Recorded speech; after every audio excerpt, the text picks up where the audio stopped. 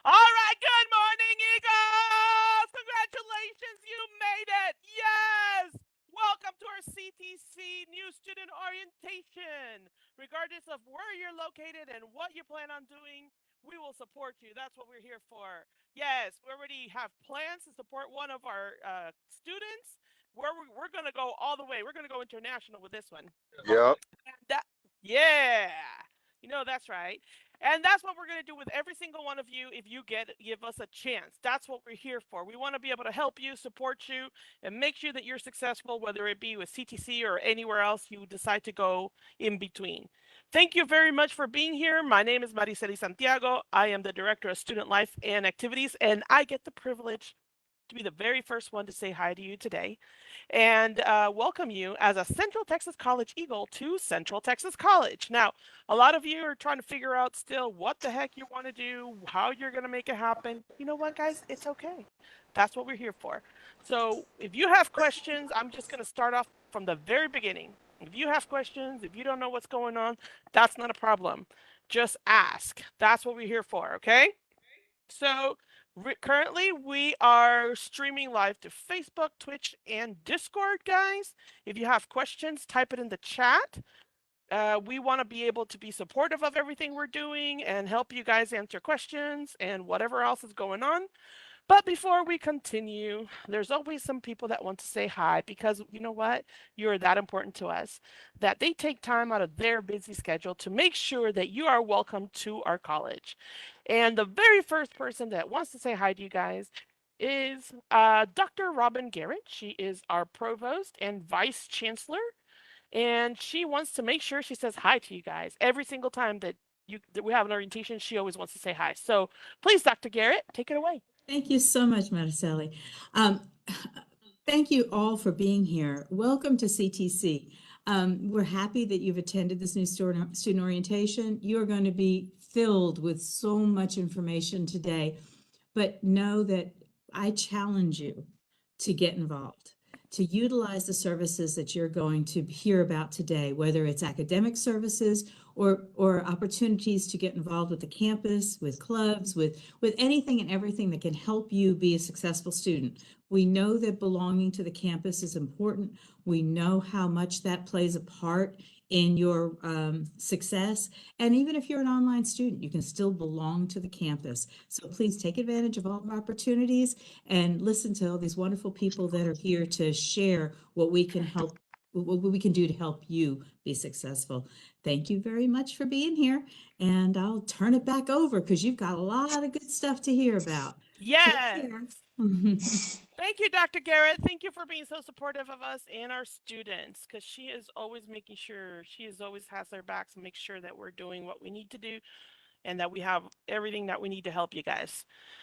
Coming up next, another warm welcome from Dean Julie Starkey. She is our Dean of Student Success, and she is one of your biggest cheerleaders as well. You may not realize this, but she is always trying to make sure that our students are getting the best education, the best chance at being successful. Welcome, Dean Starkey. Woohoo! Welcome to everybody. I'm Julie. And I'm so glad to be here. I'm going to be with you throughout your new student orientation. I'll be working the chat a lot. So if you have questions, make sure you put that in there because we do want to answer questions for you. I am the Dean for Student Success. So I would be remiss if I did not take a couple of minutes to tell you what it takes to be successful. It's elementary, my friends. It's elementary. It's very simple. But I'm going to give you a couple of suggestions, and I hope you will consider following through on these suggestions. First of all, then the obvious one, you got to go to class every day. And when I say go to class, I don't always mean just physically showing up to class. If you're an online class, that means you need to log into your class. You need to check the announcements. You need to see what's going on, what new things your faculty have said.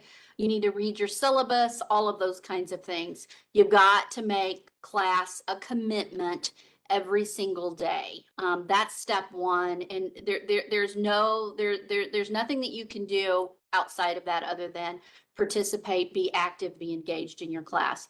Number 2 is what I tell students is you need to turn everything in. Don't shoot yourself in the foot by not turning in an extra credit assignment or missing a test, or, and if those things are coming up, you need to be in communication with your faculty. But like the example that I give, if you have 4 assignments during the course of the semester, and most of our faculty give you way more than 4, but this is just a very basic, easy example, and you fail to turn in one of them, and each of them are weighted equally, the best you can do in that class then is a 75, a C. And so that's how important it is. You don't know when you get to the very end what all you're going to need. And don't wait to the end. Turn it all in. Do all of the work. Look at that syllabus. Write it down on your planner, what everything has to get done, and follow through with that. Number 3, and this is a big one for me, start using the resources that we're going to talk with you about today, starting on day 1. Don't wait till the very end. It's okay if you come to us at the very end. We're still going to help you, but to really increase your success and potential for success, we need you in using all of these resources, like whether it be the library, whether it be the Academic Success Center, whether it be PROW, whether it be the student life and getting involved in a club and organization. We need you really committing to all of these things day 1.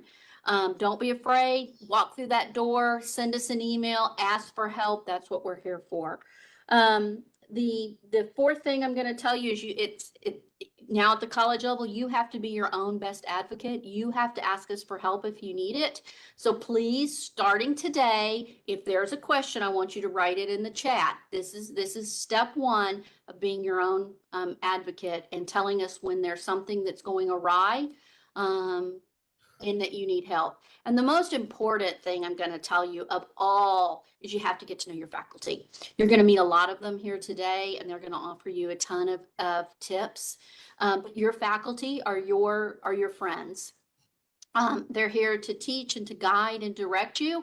But for you to be successful in the classes, you've got to connect with them. And if there is a problem in their particular class, you've got to reach out to them. You've got to talk to them. They are your number 1 resource. So please get to know your faculty.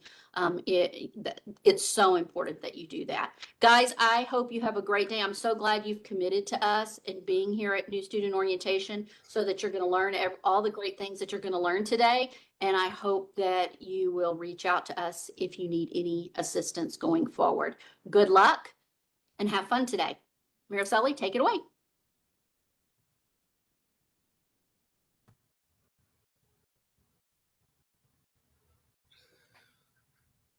Hey, we can't hear you again, Mariceli. I don't know if the thing. Yeah, I love it, but I forget that I have to actually be able to help you guys and talk to y'all, right? All right, you should be able to hear me now, I hope.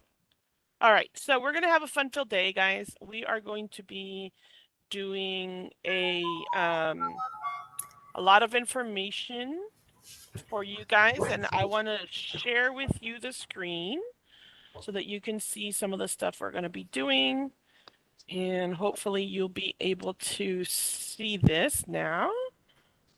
Let me make sure which version of this you're actually able to see. Hopefully what I want you to see. Okay, so here we go. We have today a fun-filled day, and we want to say welcome to you guys to Central Texas College. Can you guys see the slides correctly? I hope you can. Anyway, we have a lot of stuff going on, but first of all, we want to make sure that you guys are going to be able to contact us if you actually do have questions. This is one of the main things that we always want to do, is give you that opportunity to be able to talk to us and be able to get a hold of us. As we go through things, I am going to show you different things. I'm going to have you just kind of mention that these are some of the things that you can actually take a screenshot of, maybe, because this might be helpful to you. If you are seeing this slide where it tells you the 2 emails that you can get a hold of, right here, guys. This is one of those screens that you want to definitely take a screenshot of, because if you don't know what you're going to do in the future and you want to be able to contact somebody, this is one of the ways that you're going to be able to do that. Okay, so let's see here. See if I can keep going. Okay, another one of these really big student tools, another thing that you want to take a picture of is how to get a hold of your email. You're going to get an email right after your classes, you register for your classes. And these are the instructions on how to do that. We're going to talk to you throughout this whole day about the importance of our email that we provide to you. We call it the Eagle Mail. And there are online instructions on how you can do this, but even if you're not 100% sure on how this works, at least you can look up for the information here. This is going to help you figure out how to get that information and what's the best way to do it, okay? So that's why we want you to have this. Now, we're going to come to the student ID. If you're in our central campus, or at least in Texas, and have the chance of coming to our central campus, you can actually get a CTC ID.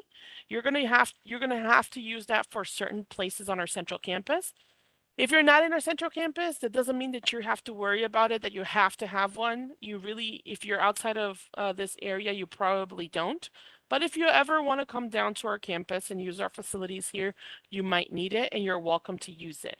This is the old version of the ID. There is a new version that has come out. It's very similar, but it's not going to look quite like that, and that's okay. But we still want to make sure that you have the information for this, because a lot of people may ask it of you if you come to our central campus, and that's why we give you this information. And we'll talk more about the importance of the ID, but I want to make sure that you guys know that you can come into our building 211, which is our enrollment center, and get the ID whenever you have a chance, after you've enrolled. The other thing that happens when you're in our central campus is that you might need to get a parking pass. That's perfectly fine. Everybody just needs a parking pass. Our chief of police is going to talk a little bit later about the importance of this, but this is another one of those things that you're going to absolutely need, and it's for free. All that we're going to say is you're good. You don't have to worry about it. Just come in, get your parking pass so that we know what your car is. And if there's an emergency, we want to be able to figure out who the car belongs to. If it has a flat tire or something has happened to it, we want to be able to identify who it belongs to and how we can help you take care of the situation, or anything that happens. Also, make sure that if you're parking on our central campus, stay away from those reserved and official use only parking spots, because those are reserved for specific people and you can get a ticket, and we don't want you getting a ticket. Again, Chief Barragan's going to go into more detail, but we always have questions about this, so we wanted to make sure that you guys have the opportunity of hearing it from the beginning, so that later when you hear what he's talking to you about, you have an idea of it and he could go into more details. Now, I am going to ask that Charlotte Wesley, and I heard her, so I know she's here somewhere, take a moment and talk to you guys a little bit about SOAR and what that means for our students. I'm going to stop sharing. Charlotte, I see you. Hi, good morning. Good Good morning, morning. everyone. Yes, so SOAR, SOAR, stands for Student Outreach and Academic Relationships. So you, as a new student or a potential new student, are automatically enrolled in our SOAR program. So our SOAR program is committed to supporting students beyond their first semester through peer mentoring as you transition into college life, what all of that means, and all of your questions and concerns. We are here for you. Our SOAR leaders, myself, Charlotte Wesley, and Morgan Powell, we meet with students one-on-one to provide academic, social, and personal support in order to enhance student success.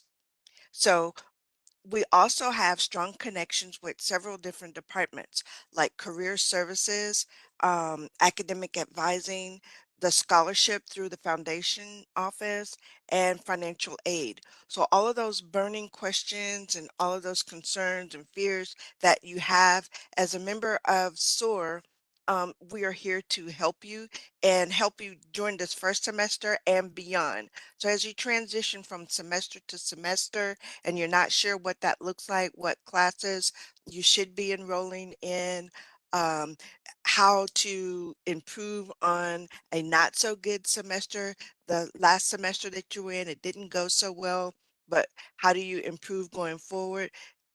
Get in touch with our SOAR leaders. And I'll put our information in the chat, telephone numbers and email addresses. So we just want you to know that we are here for you. All right. Thank you very much, Charlotte. As usual, we really appreciate your help in the success for our students. Julie likes to call her the mom bear because she just cares about her students so much, and she's constantly trying to, are you okay? How can we help you? And she's just got that personality. So But I mean if what I say and I say what I mean. and honestly, that's how a lot of us are on this campus that care, we care a lot about our students. We really want to make sure you guys are going to be successful. But if we tell you something, it's for a reason, guys. Take us seriously. We really want you to be successful. We have, a little bit of knowledge. A lot of us have been here for a minute, and we want to make sure that you are successful ultimately, regardless of what's going on. So, okay, wait, I don't. All right, so now we are going to talk a little bit about, I'm doing something wrong. Okay, so we're going to talk about um,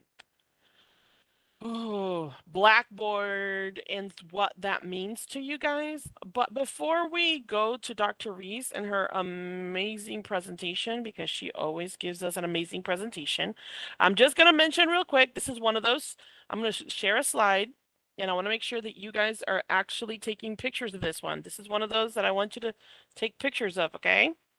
Let me make it, can I make this bigger? Ooh, I got too much going on here. Here we go. Maybe? All right. Maybe not. Oh. This is the slide, guys. I can't get it to work right, but this is what it is. I want you guys to take this. This has a lot of the links and information that you're going to need to get more information regarding our here. Why doesn't it work? Regarding the resources that you are probably going to need for as a student. So make sure that you guys are taking advantage of it. Take a picture of this. We're going to talk briefly about what these things actually mean, but later on, we want to make sure that you have that opportunity to read through it. And if you're not sure what it is, take a quick screenshot, and then you can make reference to it later, okay?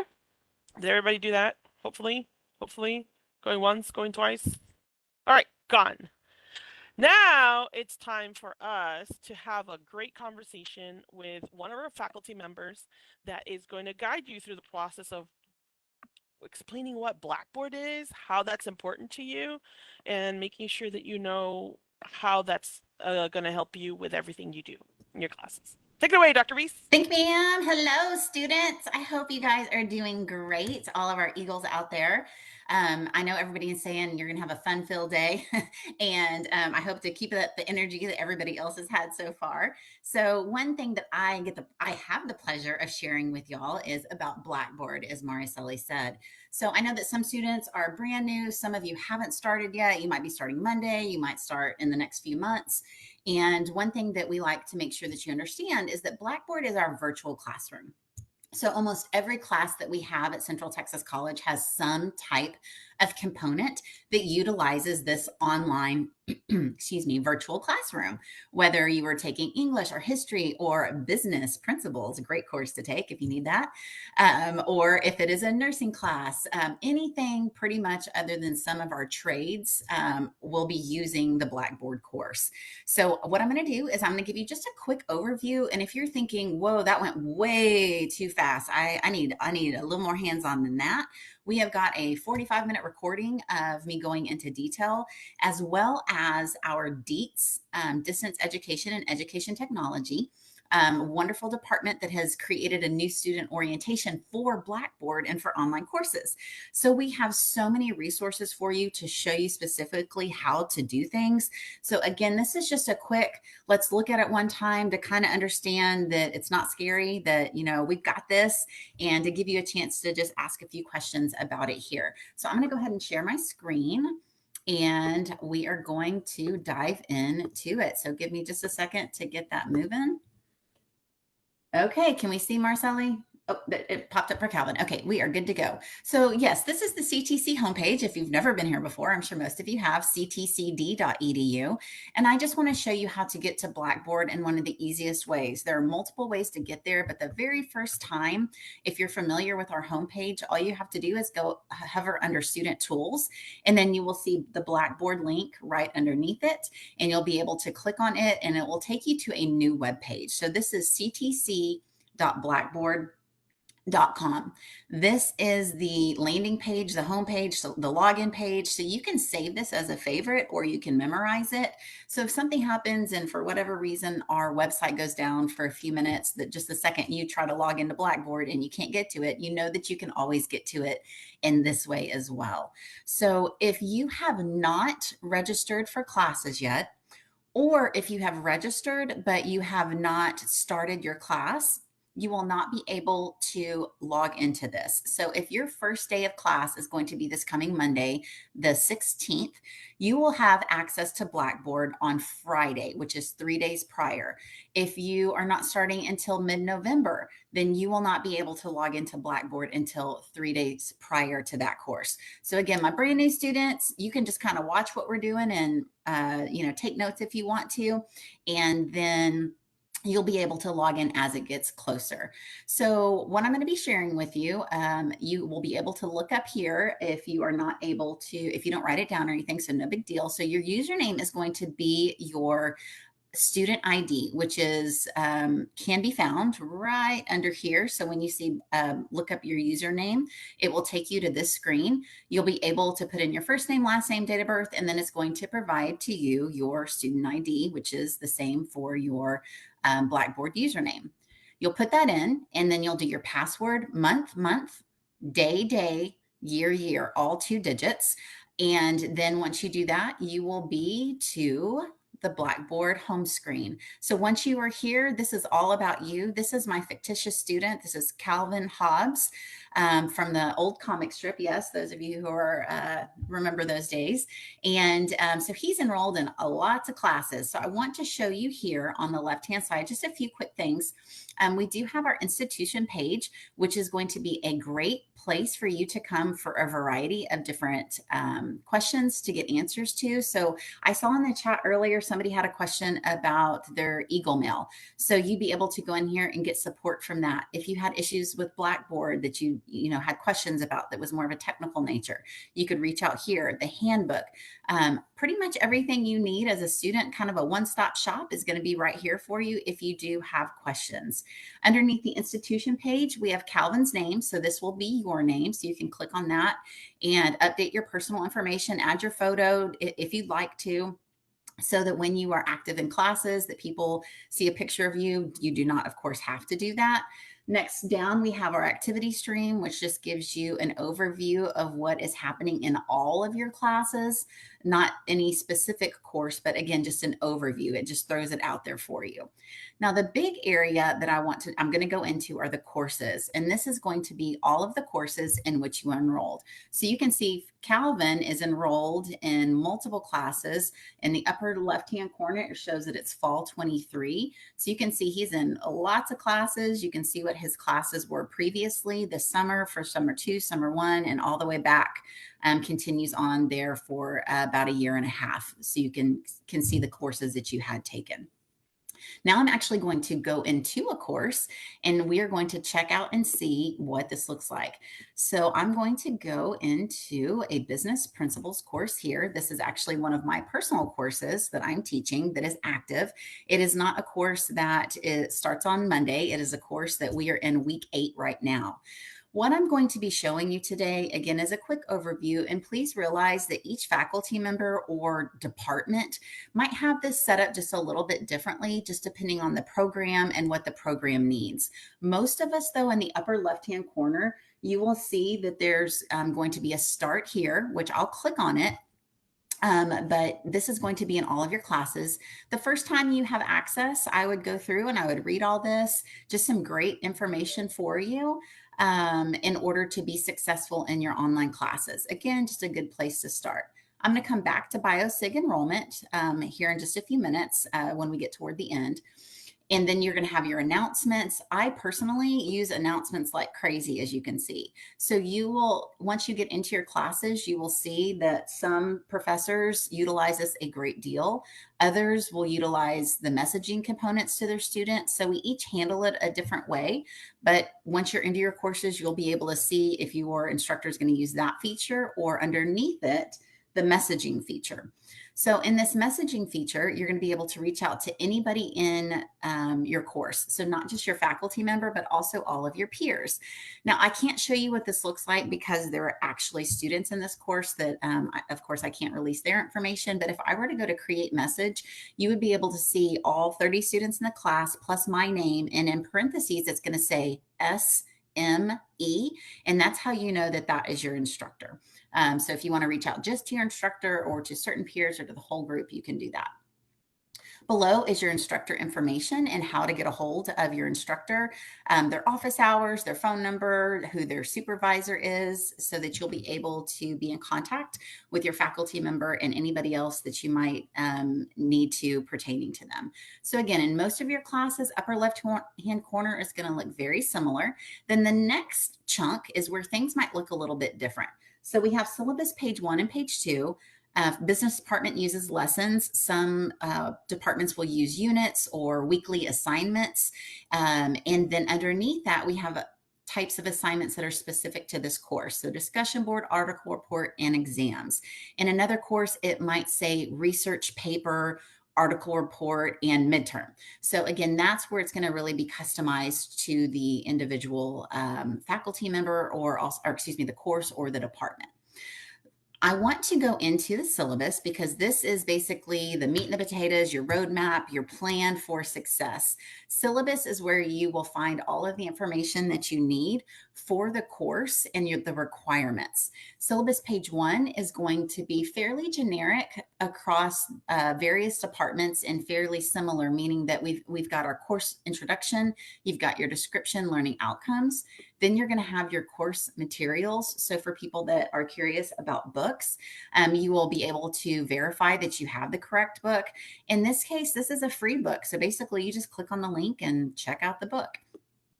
Further down, we have information that is standard for the college, of course, our extensions, our IP, if something happens, beyond your control, some type of emergency, and you need to request an extension. This is the process in which you go. And this is an extension for the course, not an extension for an assignment. Your individual faculty members will talk about their requirements and what they allow. And then below, some faculty members will have frequently asked questions, others won't. I just personally include those based on questions that I've gotten over time. And I know that students don't always want to reach out, even though Dean Starkey encouraged you to, and you will hear that a lot more. Please, please, please reach out to your faculty member. But if you're one that might be more gun shy on reaching out, you can always check out the syllabus first. Now, syllabus page 2 is what I always like to tell students to print portions of it out. This is where you really can really see in a snapshot what is due, when to turn it in, what are my dates, how do I stay on course. I personally like to highlight and then I like to cross things out. So for me, this is how I keep myself on track with this course, is printing out my schedule of assignments. At the top under delivery terms, this is where you will see the type of course that you are in. So this is saying this is not a self-paced course. This course has due dates, meaning you have to turn things in on time or you will earn a 0 for that. So you are not able to just, turn things in as you will. The course has a very specific start date and it also has an end date with very specific due dates in between. Another very important thing for you to remember, if you don't take away anything else from my part of the presentation, take away this. It does not matter if you are in an online class such as this one with specific due dates, if you are in a classroom course that meets twice a week, if you are in an online course that is self-paced with milestones, meaning you don't have as many due dates, but you still have due dates, at least 3 throughout the course that you have to meet. This is going to be true in all classes. You have to participate in the initial first week of class. If you do not, there is a possibility that you will get dropped in week 2 of an 8-week course or week 3 of a 16-week course. So please make sure that you are active and that you do the required assignment, because if not, you do have the chance of getting dropped. Logging into class is great. That's a great way to start, but that does not mean you are participating. That just means you have logged in. The participation requirement means you have to do an assignment.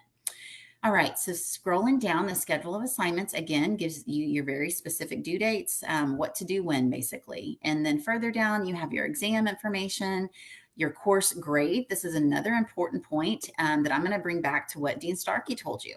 She said that don't try to wait and see if you need the points as the due dates approach.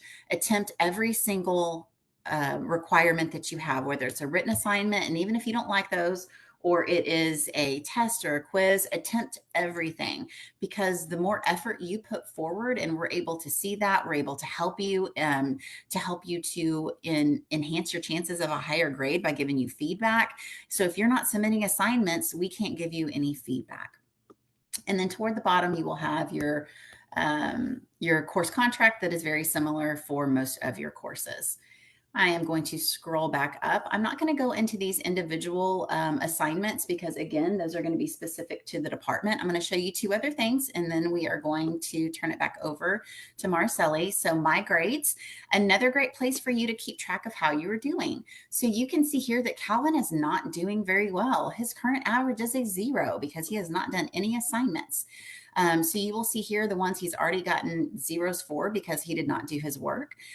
If he would have tried, so it says 0 out of 10. So let's just say he got perfect score. So that would show 10 out of 10. So that you know that you actually submitted it. Then this discussion board right here, you will see it's a dash out of 75. This tells me that Calvin has not completed it. He hasn't gotten a 0 for it yet, but he will soon. So this dash over 75, this means you haven't even started. If you do some of the assignment but don't complete it fully, it's going to show you a blue circle. That blue circle says that you are in progress, meaning you are not finished yet. So there is something you haven't done yet. Maybe you didn't hit submit. Maybe you saved it as a draft. Maybe you didn't reply to a peer. Just there's all kinds of things that you'll go back and read the instructions. Then you'll finish up that assignment. As soon as you have it complete, it will change to a white exclamation point inside of a yellow circle. That tells you it is submitted for grading. Then once the faculty member sees that it's ready to be graded, they will grade it. You will then see your numeric grade. You'll be able to click on the rubric to see the breakdown of it. And they might also give you comments that you'll be able to click on this little conversation bubble and be able to review any feedback that they have for you. So this is just another great way to see if you are on track or not.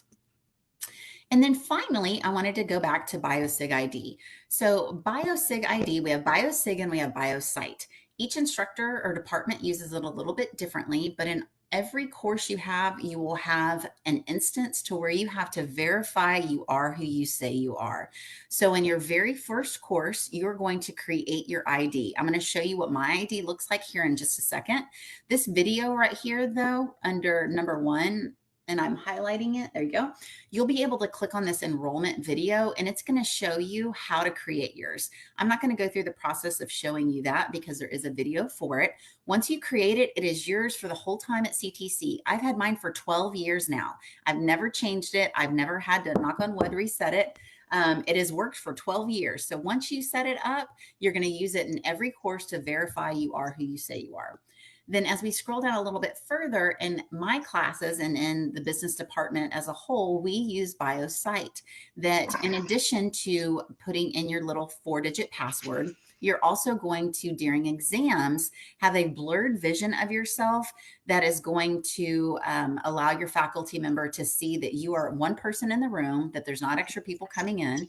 They're going to be able to see if you get up and leave. They're going to be able to see if you're not supposed to use resources and you've got your phone or you're looking away or you're writing stuff down. They'll be able to see all of that. But again, it is a blurred vision to protect your privacy. We can just tell that there is a person there. We can't see any features of the person. It's all blurred out. So just know that it is there for everyone's protection and for, of course, scholastic honesty. So let me show you what this looks like now. I'm going to go to lessons because this is where I require my students to verify they are who they say they are. So you can't see the lessons. They're hidden until you verify. So I'm going to verify now. So I'm clicking on that link. It's going to take me to my identity verification. And you can use the same password I am because it is unique to how we personally create them and draw in on those boxes. So I validated I am who I say I am, and now I can see all of the lessons. And one final thought here, unless somebody has a question, we can dig into each of these lessons, and that's basically going to break down that syllabus page 2 that I showed you that had all of the due dates and assignments. This is where you're going to find those assignments.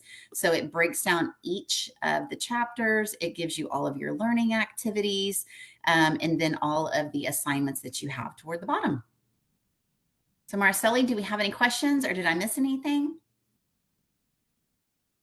I don't see any questions right now. It seems like everybody's pretty much excited, but I do have one. Oh, I have somebody is asking where I can find my degree plan on Eagles self-service. We can, Marisa, we can actually show you that in a little bit. We're having somebody that can actually show you where that is located in self-serve. So if you just hang tight, we'll go ahead and explain that. But I'm trying to see here. I think everybody seems to be good. It's mostly about the only other question I think it was about being able to access and the Blackboard. But I think that was covered. But people, for the most part, if they're starting on Monday, maybe this weekend, right? Yep, that should be it, I think. I don't see anything else from anybody else, so we're good. All right, so I have, well, right now, let's see. We're running a little bit fast, which is great. But right now I have here, Dr. Reese is here, but we're going to also talk a little bit about our faculty panel. And so Dr. Reese is going to join us as part of the faculty panel. But also we have Dr. Daniel Weggert. And he is somewhere around here. I don't see him right now. Where are you? I know that he's here because I saw him. He might have stepped out. I don't know. Where is he? Dr. Weggert, you there? Hello. There you are. There you are. See, I knew he was here. I had seen him. Since Dr. Reese already introduced herself, why don't you introduce yourself and let the students know who you are and what you do and what you teach. I'm Dr. Daniel Weggert. I teach geology here through the Science and Ag department. Yes. And he can actually answer a lot of questions specifically about the science department just because he's part of that. And that I know we have usually, and I've seen that we have some people that are interested in nursing. And even though nursing is not your department, can you maybe talk a little bit about the importance of the sciences in general for nursing and some of these health science degrees, since just to kind of kick off this panel?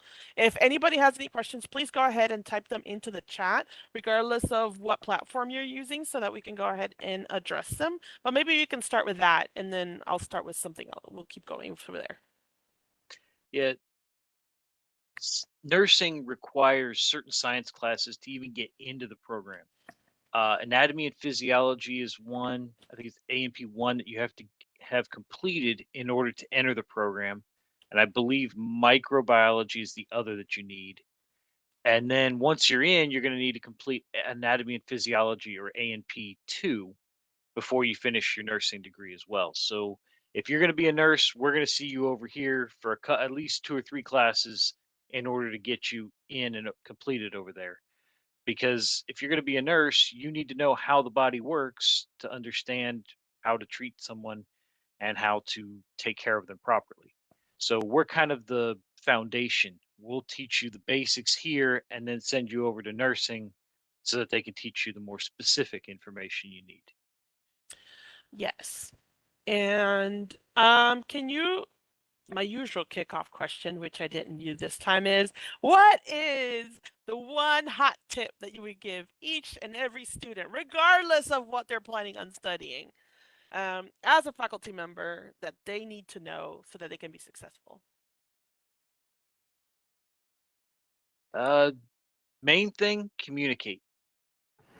Especially if you take an online course, we don't get to see you if you're in an online course, so we don't know that you're not understanding something unless you talk to us and say, hey, I'm struggling with this. Hey, this is going on. I'm not sure I can meet this deadline. And a lot of us are willing to work with you as long as you contact us before it's due. If you just skip a bunch of stuff and come back to us 3 weeks later and say, oh, by the way, this happened, then a lot of faculty are less likely to open things up for you.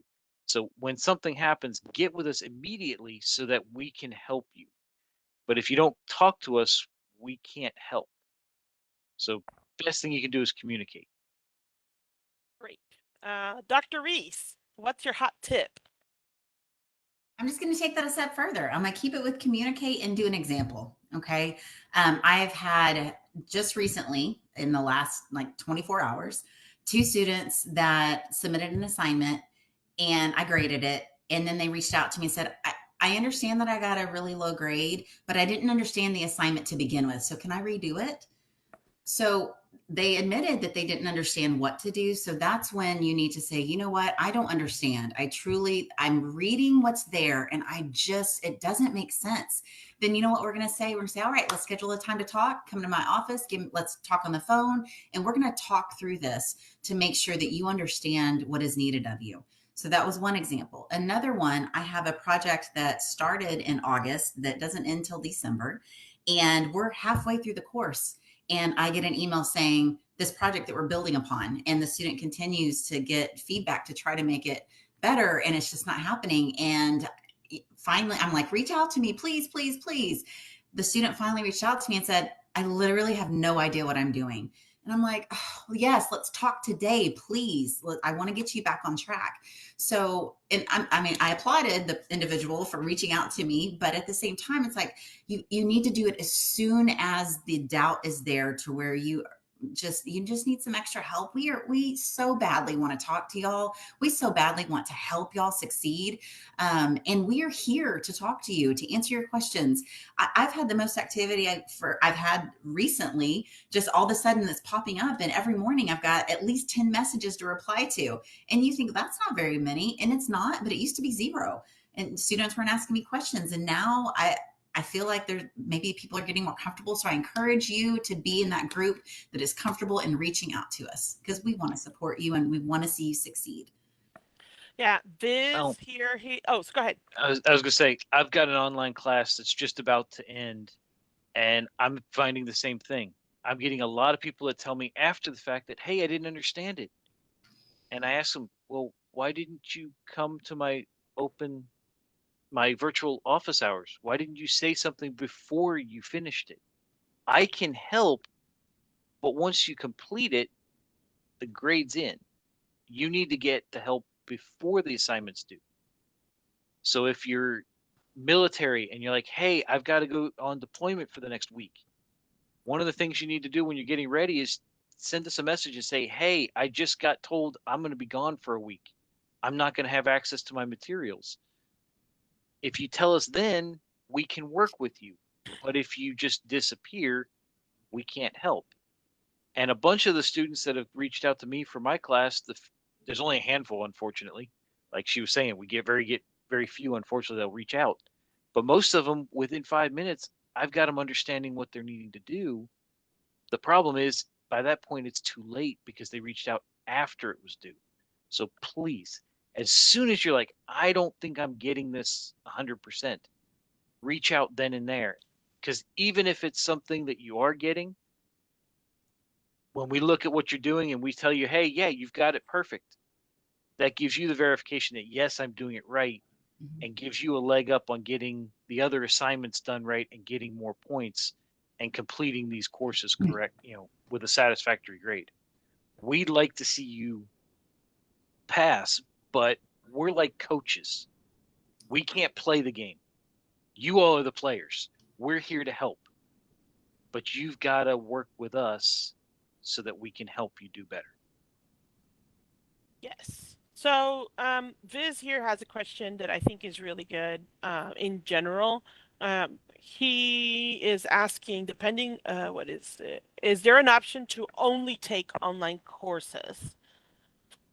So yes, it just depends on the degree program in which you are enrolled, whether or not they have the ability to offer that online class.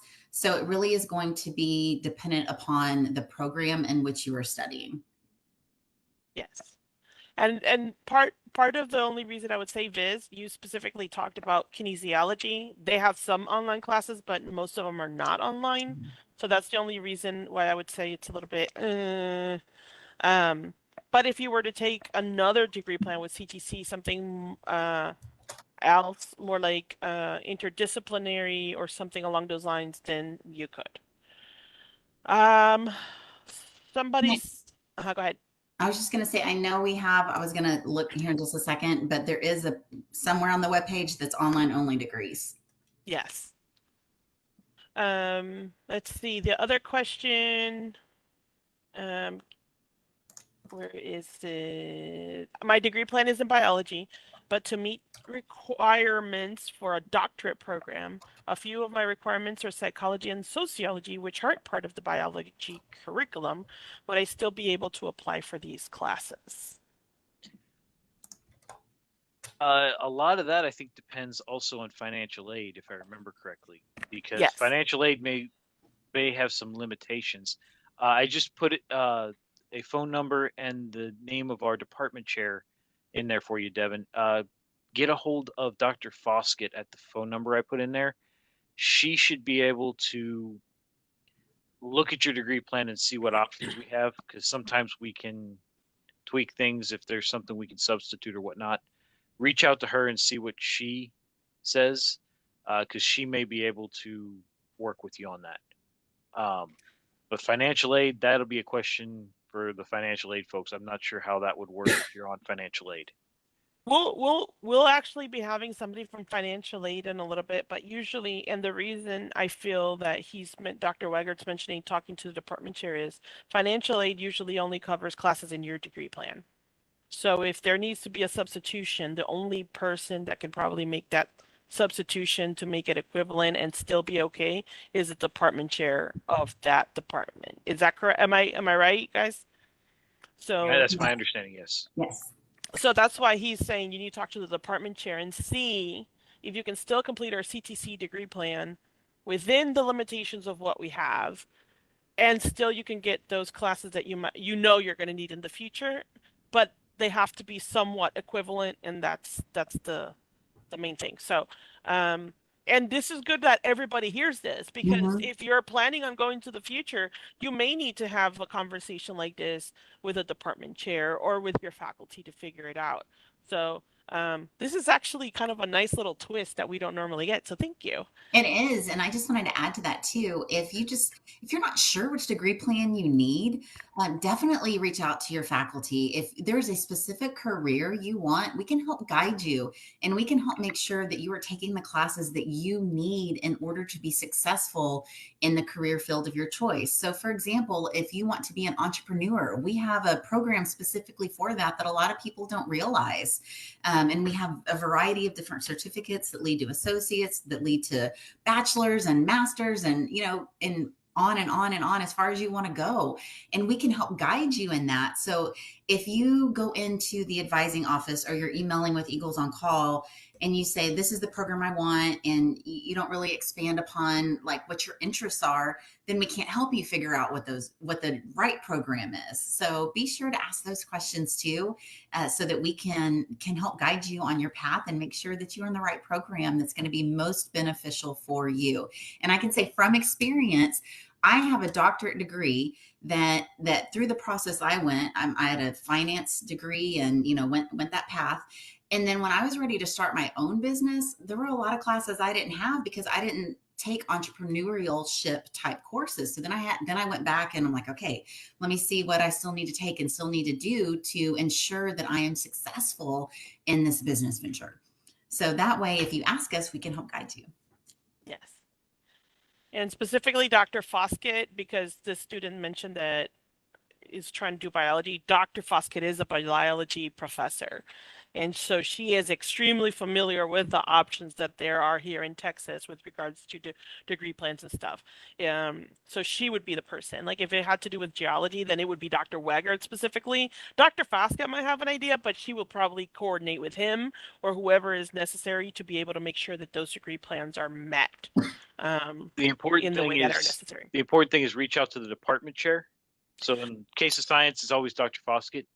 She'll then reach out to us. Like if it was a question about geology, she has to approve it, but she would usually tag me to say, is this okay?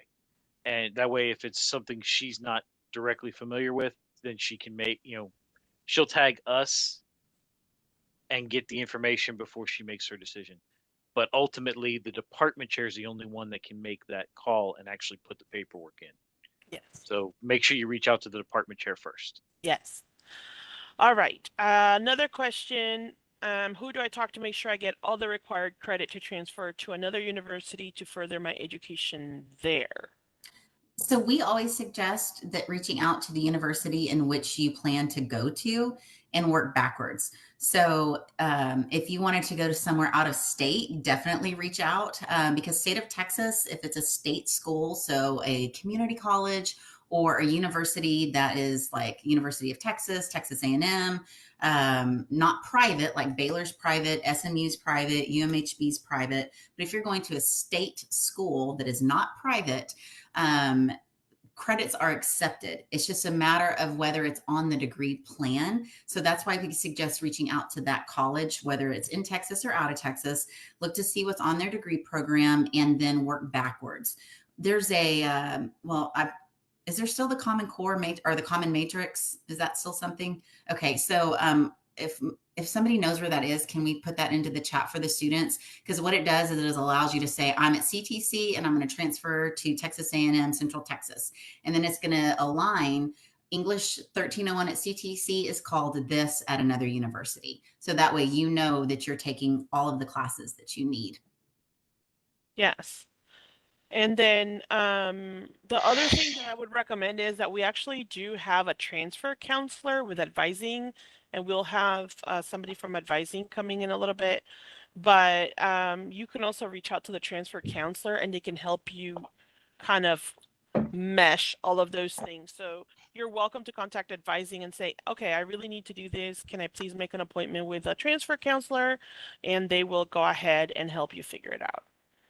Let's see. We have good There questions. was one other thing one other tip I wanted to give everybody, because I see this a lot, especially because I'm in science.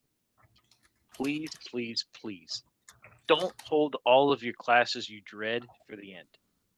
I can't tell you how many semesters I get students that have overloaded themselves their last semester and they're like, this is my last semester to graduate.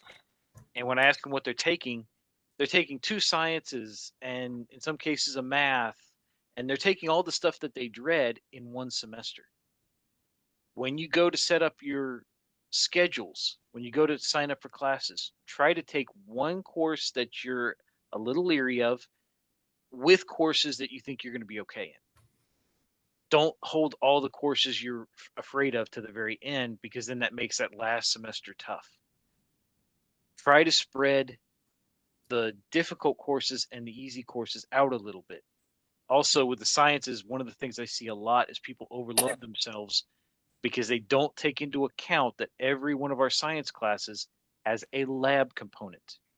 So you actually meet twice as much for science as you do for English and history and everyone else.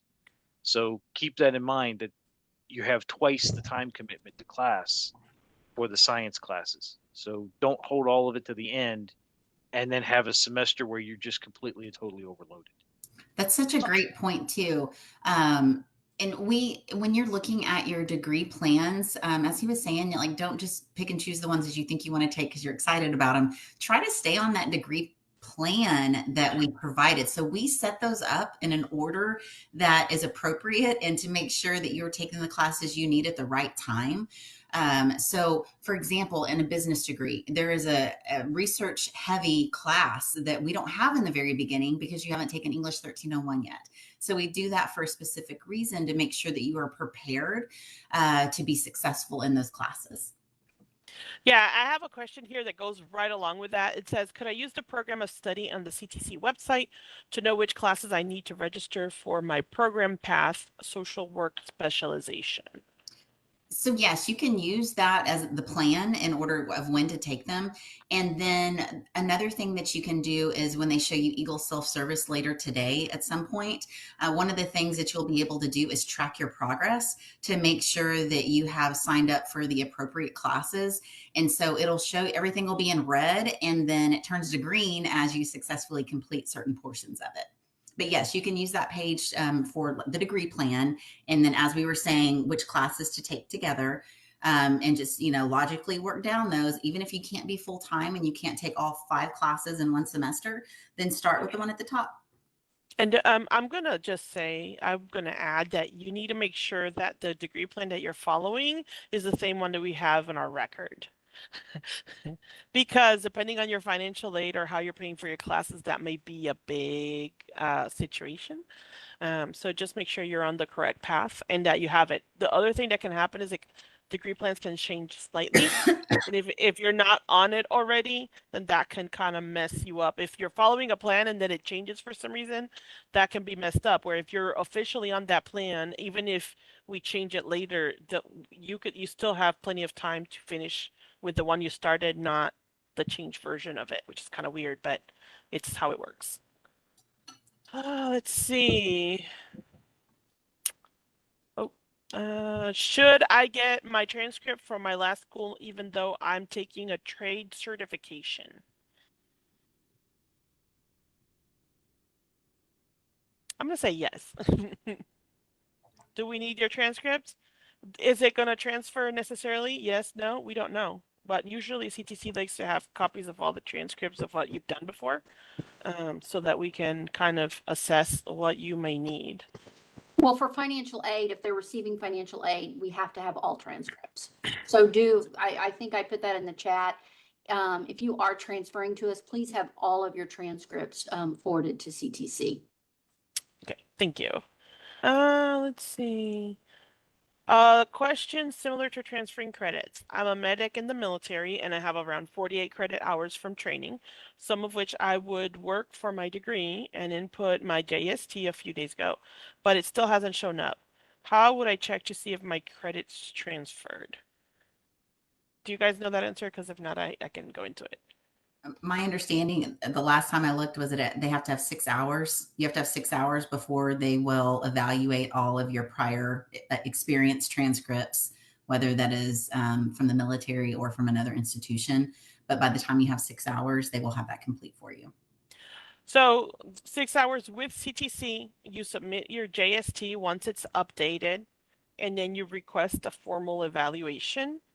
And then once they will do the formal evaluation, they will see which ones of those credits will actually work for CTC.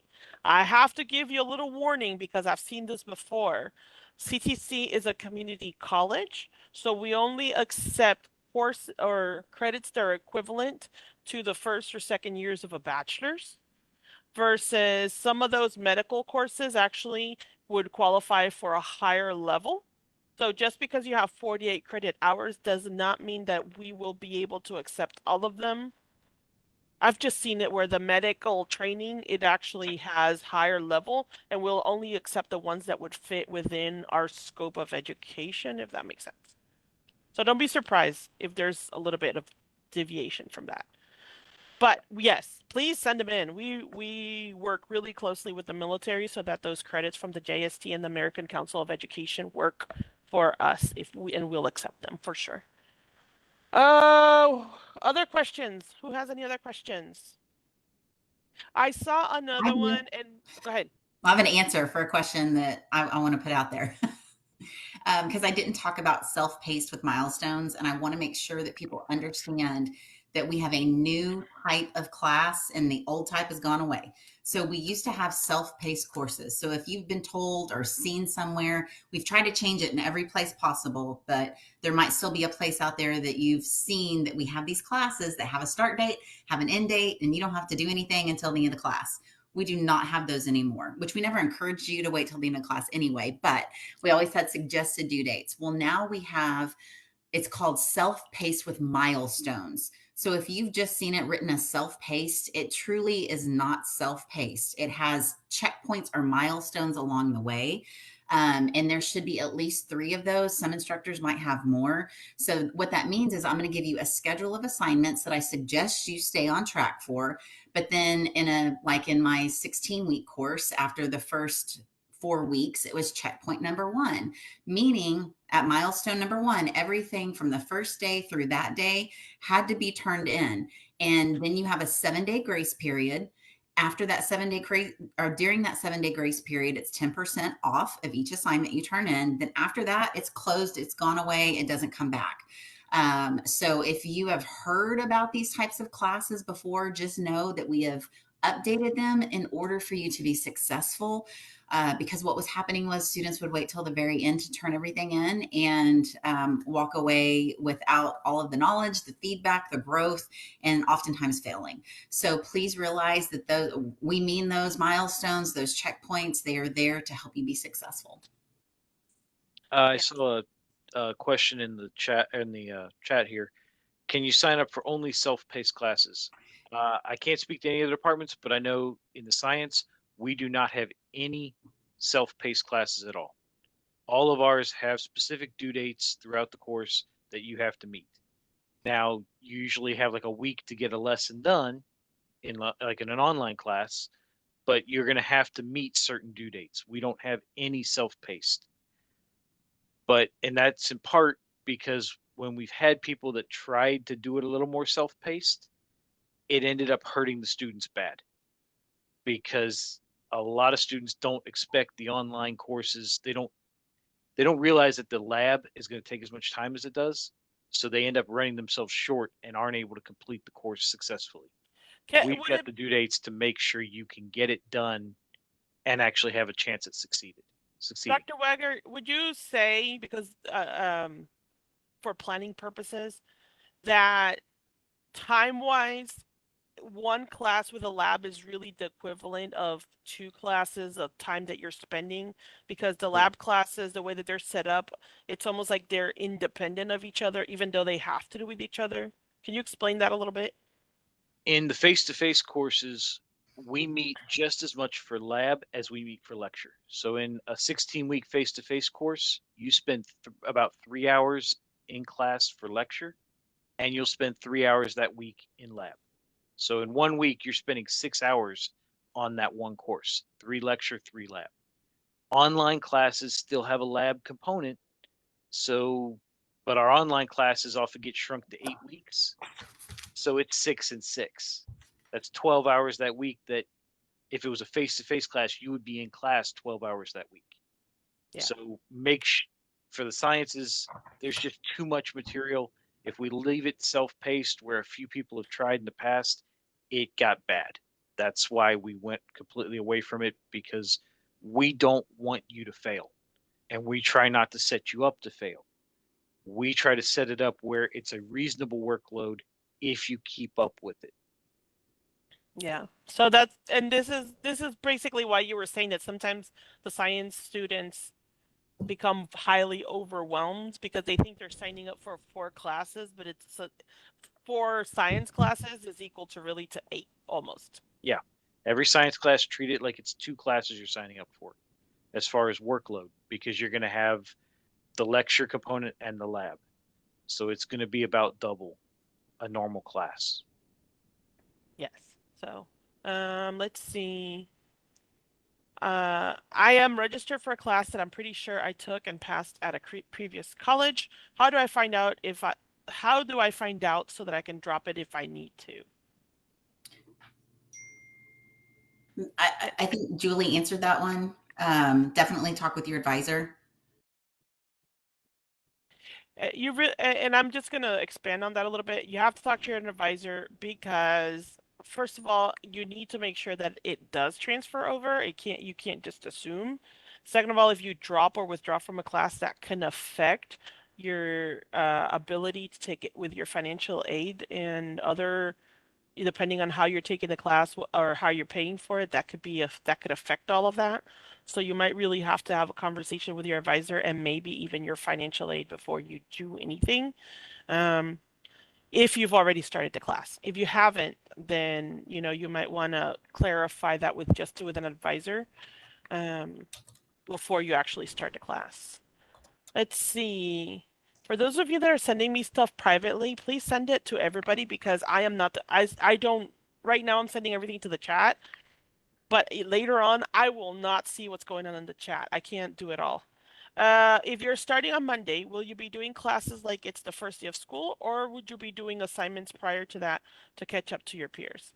This is my first ever time doing this, so I apologize if this is a weird question. No, not a weird. There are no weird questions. Ask all questions. So if you, and I understand why I probably created that confusion when I showed you a course that was already in existence. So that course started in August. So we're in week 8 for that one. But if you are starting courses on Monday the 16th, that is day 1. So you will be introduced to the course. If it's online, you'll read your syllabus. You'll do everything that I showed you. If it's a lecture course, then you'll come to campus and you'll be ready for class, and your instructor will go over the syllabus and go over the learning outcomes of the course and all the things that they do on the first day. So yes, brand new first day. You don't have to catch up with anything. You are not behind in any way. So let me apologize for that confusion I potentially created with that. And thank you so much for asking that great question. Perfect example. Yay, we got a good clarification because there was a question asked. Let's see. There was a question a little while ago that got sent directly to me, and I didn't get to look at it very well. But it had to do with the classes that are necessary for biology and for nursing. And I think the reason that there's a question is this is a prospective student. This is not a current student. This is a student that is considering CTC, so she probably hasn't gone to see an advisor or anything like that. But maybe could we talk about most of our, depending on what, there's some differences depending on what kind of nurse, but for the most part, what are the classes and what's necessary? My understanding is it's A&P1 is required to get into the nursing program. And then once you're in the nursing program, I believe A&P2 is required before you finish and graduate. And I believe microbiology, I think it's the non-majors version, is required for, I don't remember if it's required to get in or if it's required once you're in nursing. But I believe those are the 3 that you would need from us, the specific 3 for nursing. But the best person to ask would be Dr. Foskett, because she is one of our main A&P professors. She's also trained in the medical field, so she can actually answer all of this. You can also reach out to the nursing department directly and verify with them what you need. But in general, A&P is the main one, is the big one. Okay, yeah, definitely. And there's different kinds of nursing depending on which kind you want.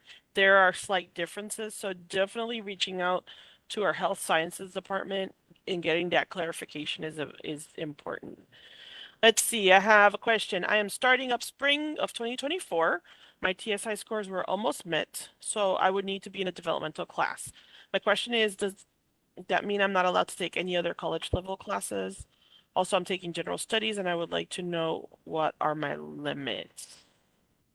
Okay, So we're gonna have advising coming in. They can talk a little bit more about this, but do you guys have a general idea as to how this works, or not really? I mean, I understand that there are certain courses you are able to take that don't require TSI. So like if you need to have developmental classes in English and reading, then you would not be allowed to take like composition 1 or composition 2, or those writing type courses. But for example, there's a lot of courses at the freshman level that you're able to sign up for and take, and that would definitely be something that your advisor would be able to share with you and go over and guide you on the best courses to take. Yeah, and I think it's my understanding that if you're have to take a developmental class, you have to complete that. You have to have at least one of those classes come each semester until you are what we call college ready in English and in math. So you will be able to take other classes that are maybe not so writing or mathematically intensive at the freshman level, but we are going to hold you to complete and be able to do your English and your math at the college level before we let you continue very far. It's my understanding. I've had a number of students taking developmental math and English at the same time they're taking my geology classes. So yes, you can sign up for other classes. It just, like I said, not in the part that you're not compliant with. So if Yeah. you're not TSI complete for math, you can't sign up for the advanced math, but there's still other stuff you can take. Yes. Sheila, I'm going to ask you to hold off on your question about the SAT exam until we get to advisor. Just bring it back around that time because they're going to be able to answer that a little bit better. And that's going to be about 10:55. Okay, so those are good questions. Let me see. Do I have anybody else over here? Okay.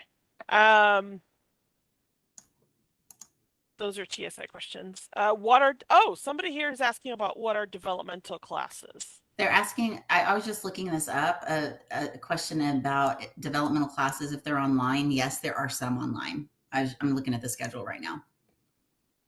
I just don't know if it's the one you're going to need. So you'll have to, some of them are, some of them aren't. And then what are developmental classes? So I didn't know if we wanted to save that for advising to answer.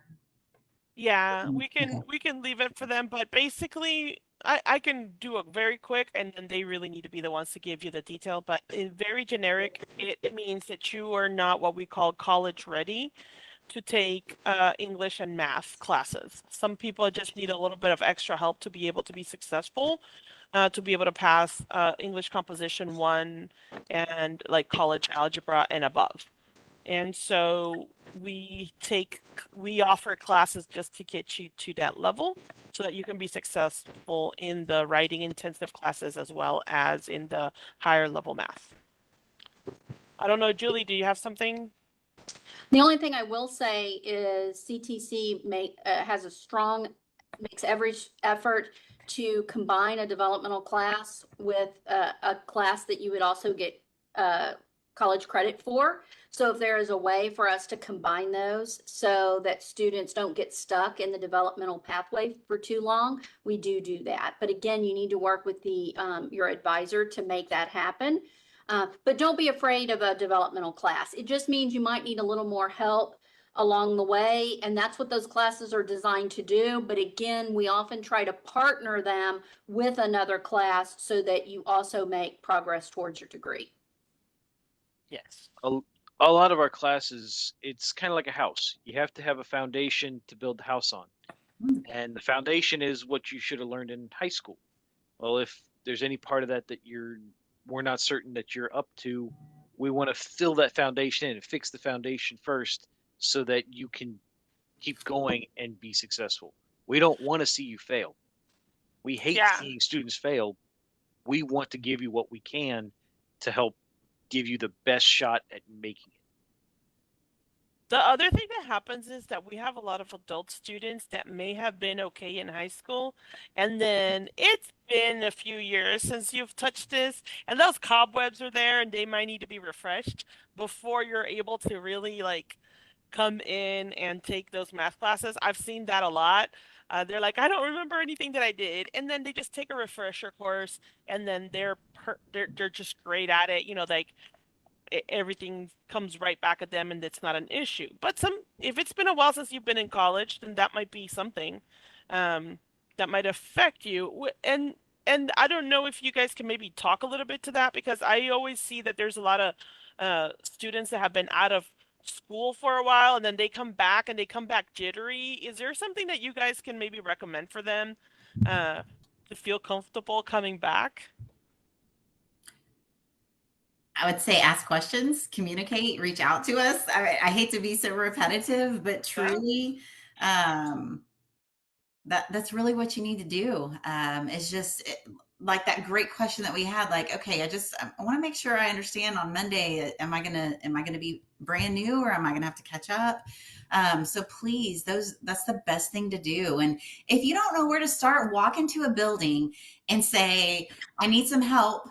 And then somebody will guide you on where to go and who to take you to. So if you randomly show up in my building in the planetarium, I'm going to say, okay, let's go figure out who you need to talk to, and we're going to get you to the right place. Yeah. Let's see. I have I see somebody somebody say, was saying it'd been 6 years. Don't stress yeah. out. I've had students that said, yeah, high school was 30, 40 years ago for me. Mhm. It happens. It may take you a little bit, so you might want to, one, talk to your instructors, see what tips they have, uh, see if there's any ideas for how to study, how to do things to be successful in the class.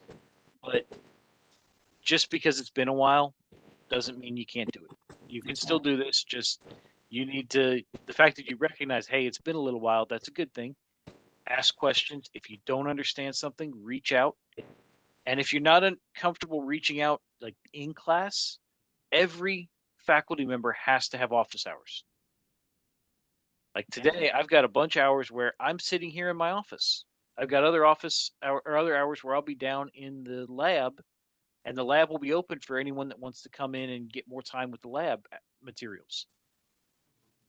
Come talk to me one on one. Come talk to your instructors one on one in their office hours and say, hey, I'm not getting this part. We are here for you. You just have to reach out and let us know what you need help with. But we'll be glad to help you out with study tips.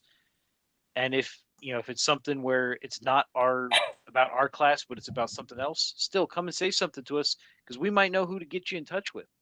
Like, I don't know the first thing about business, but if you come and ask me questions about business, I'm going to be sending you to Miss Reese because I know she knows. I don't know, but I know who to contact to get the information for you to help you out. So please say something to us so we can help. Great. I see that there's some questions that have to do with TSI and stuff. I'm going to say that those we're going to wait until we go to our advising area because they're the ones that are going to cover that. But I like this question here from Jaden. It says, if I take college courses while I'm in high school, do those college courses count as some of my high school? Some of like towards college classes. Yeah. Yes, absolutely. So if you're taking, let's just say English 1301 with us at the same time you're taking your junior level English in high school, that counts as long as you pass. With a C or higher, that's your dual credit. So you're getting credit for that in high school and you're also getting credit for it at CTC. Yes, yes, yes, it counts. Check that box off of your degree plan. Billy, you got something? Yeah, hey, I just wanted to go back on the other question about an older student or a student who's been out of, has gotten out of the habit of studying or feels a little lost. And I want to let all students know that we have incredible tutoring opportunities at this institution that are free. And those are all there to help students get caught up, whether it be at the academic studio where we tutor across the curriculum. Prowl is the English area that does very intensive work on the English area. The math labs do very intense work on the math, and then the library does paper reviews and other things. And we refer back and forth to everybody. And all of these services, we will help you virtually. We will help you after hours. You can come in, you can get an appointment. And all of that is free. So please do not be afraid to take a class. But remember when I said that the most important thing is to use resources on day one? If you are concerned, come into those offices, come into a tutoring office day one and say, I don't know if I'm going to have a problem, but I just want to connect and get a relationship going with the tutor so that I can partner that with my faculty and we can all work together. And we're going to help you be successful. I promise you. That's all I wanted to say. Thank you. Again, Okay. reach out to the instructors, because the instructors may have other stuff too. Like for geology, I have the lab materials in lab, but I also have lab study materials in the library, so that when you're getting ready for a lab quiz, if you can't be here when I have the lab open, you can go to the library and practice there to give yourself a better chance of passing that lab quiz. So talk to your instructors to see if they've got anything else for you. Yes, I want to bring in another of our professors. We started our faculty panel a little bit early, and I apologize, Professor Flaherty. But we had a lot of we were able to start a little early, and we had a lot of great questions, so we just kind of went with it.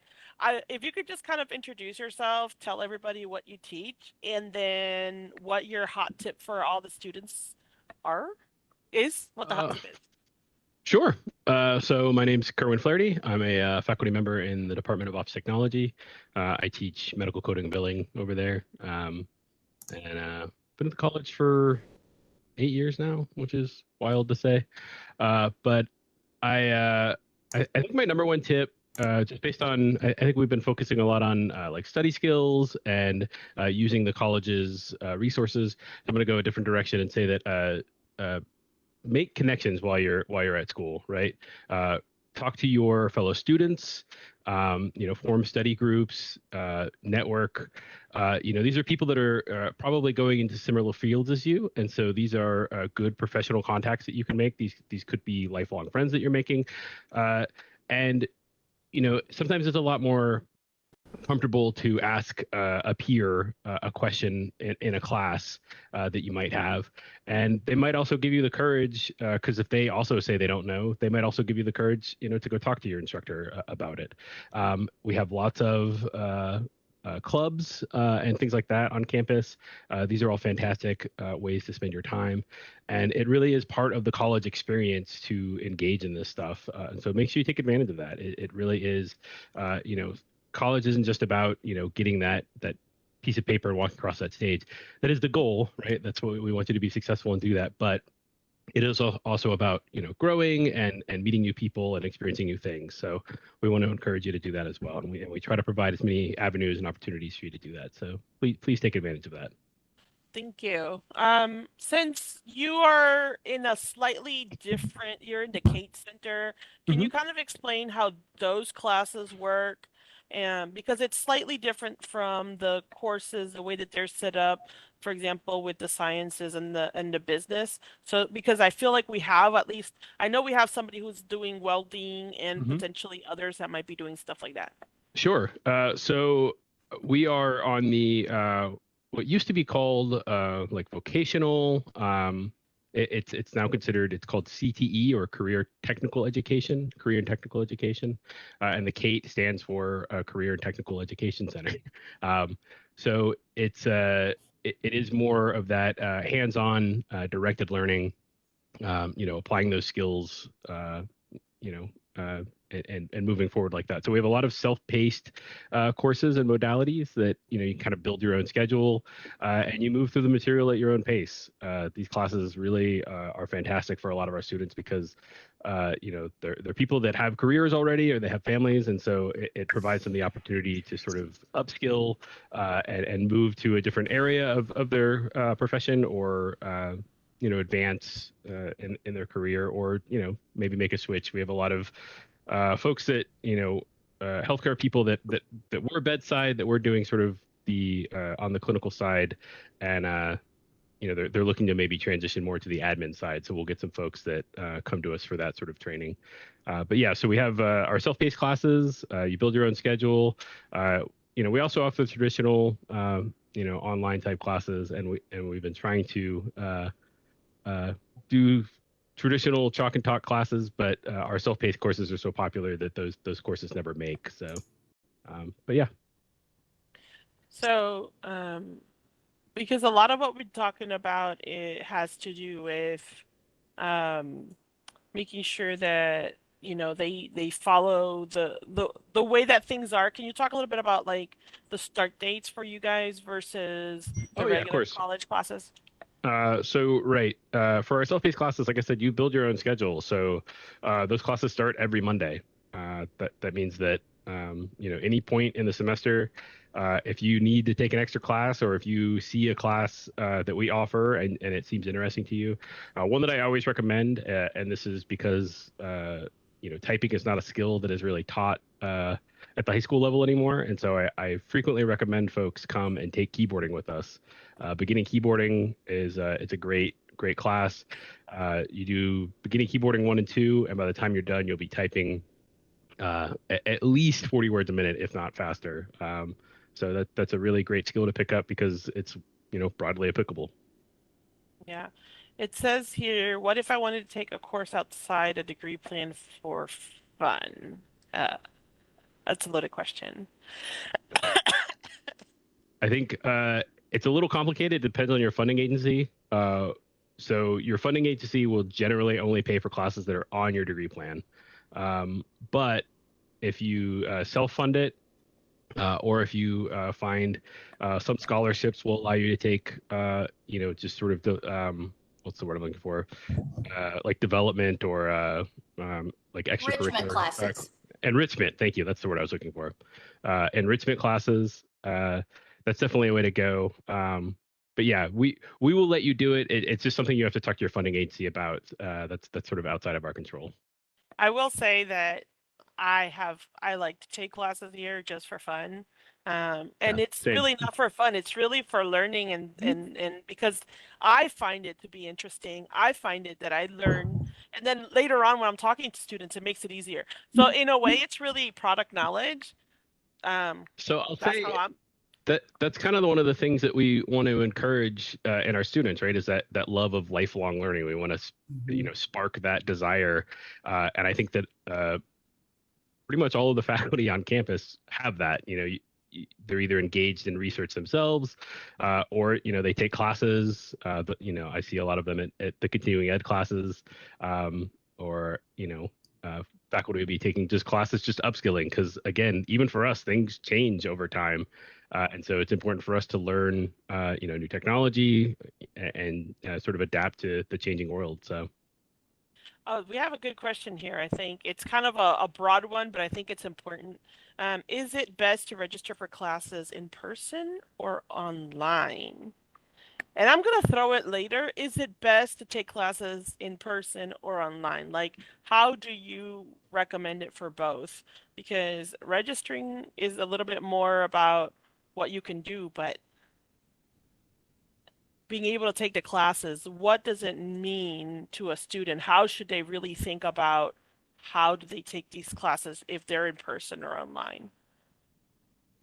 What should they consider? So I would say your learning style is something you should definitely take into consideration, and whether or not you are going to be able to be disciplined to show up for class online versus showing up to a commitment in person. Some people have a more difficult time in reserving that online time than they do for something in person. So I know something I've been procrastinating on. I have an enormous paper I have to write. And so instead of working on it like I should have been, I have my whole day Saturday aside to write a really long paper because I have procrastinated, and it wasn't a scheduled meeting with anybody but myself.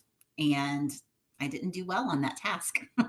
So I say if that's something that you struggle with, then try to do some, at least one or two that are in person, and then that'll get you kind of on schedule. And sometimes your classes are only offered online. So maybe while you're on campus anyway, say, okay, from 9 to 10 I have class, so 11 to 12:30 is my online class, and I'm going to go sit at the library and I'm going to work for the hour and a half as I would if I were sitting in the classroom.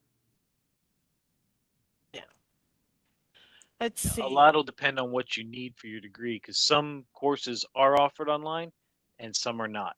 Mm-hmm. So, because there's some that we really can't, especially when you get into things like nursing, for a whole host of reasons, they can't. They have to have you here because you have to learn skills, things that you're actually going to do with your hands. You know, it's not stuff that you can teach you just online just by showing it to you. So look at your degree plan and see what options there are, because some of these will not give you the option of online. Yeah, Jack is asking a question I think really goes with that. He's saying, I may be moving to the Houston area shortly after I finish my first 2 courses. These courses are in person. I believe my other courses are in person as well. Will I be able to continue? And he's looking at building trades. So definitely reach out to the Kate Center. Oh, somebody answered that. Yes. Yes. But I will tell you that that's probably going to be really, really, really hard, because that is a very hands-on intensive degree, kind of along the same lines of what Dr. Wegert was saying. That really requires you to be in person to be evaluated and to make sure. So I'm going to say it's the answer is probably going to be you're not going to be able to complete it. Definitely, at least not complete it online. But you can talk to them and really look at all the options over there. Okay.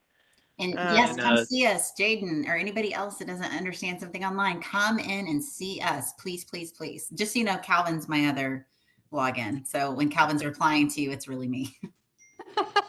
and just to kind of go along with that, your instructor may not be here if it's an online class. We have instructors all over that teach online for us, but most departments will have someone here that actually teaches that class as well. So if you come in, there's usually somebody that can help you. Even though they're not your instructor, they should be able to help. I regularly there's one geology class that's taught online, and there's 2 instructors. Neither is anywhere near here, but occasionally a student from this area will come into me and say, hey, I'm in this class with so-and-so, I need some help. And I'm more than willing to help them understand the material so that they can do better. So yes, please come and see us. Let us help you. And he's asking, where are we located? It depends on who you're looking for. Science department is in the science building. Business, I think you all are over in the planetarium, if I recall correctly. Yes, sir. So you'll just contact whoever it is that you're looking for, whatever department, to figure out where they're at, because we've also had a few departments that have moved recently. So just reach out to your instructor or reach out to the department to make sure you know where they're at. Yes. They can also tell you where the individual instructor is and when they are free, so that you can reach out to the instructor that you need to talk to. And I'll piggyback on that too and say that if you're running into tech issues or your computer, your dog ate your computer or whatever, come use our library resources. We have a lab there that you can come and utilize. We have the testing center as well. I think you can schedule time in there if you need to do an exam or something. So definitely take advantage of that as well. Life happens for sure, and we try to provide as many resources for students as possible to account for that, because like I said, life happens. You can see behind me, it wasn't my dog, but some gremlins messed up my home lab, so I'm still rebuilding that right now. You had a sweet setup. Yeah, that's not okay. Oh. All right, let's see. Any last minute questions? I know that you guys have a lot of questions that have to do with advising. They're coming up in a little bit. But I want to say thank you very, very much to the faculty. This is always very important. This is really, really great that you guys are able to do this because students always have all kinds of questions. I hope that everybody found it informative and that that we're here for you. Now you know how to get a hold of at least these faculty members. Remember, even if you just get a hold of these faculty members, they're going to be able to help you figure out where to go next, and they'll be able to guide you. That is one of the things, though, that you really should know. If nothing else, keep a hold of what like the names of the people that are here or that you think would be a good resource for you, and just go to that person. Pick one or two names if nothing else, and then go to those people so that you can actually get your questions answered and that they can guide you. So thank you very much to all of you for helping us with this. This has been great. I really appreciate your assistance. And I am going to take a moment because we are going to transition really, really quickly to our financial aid.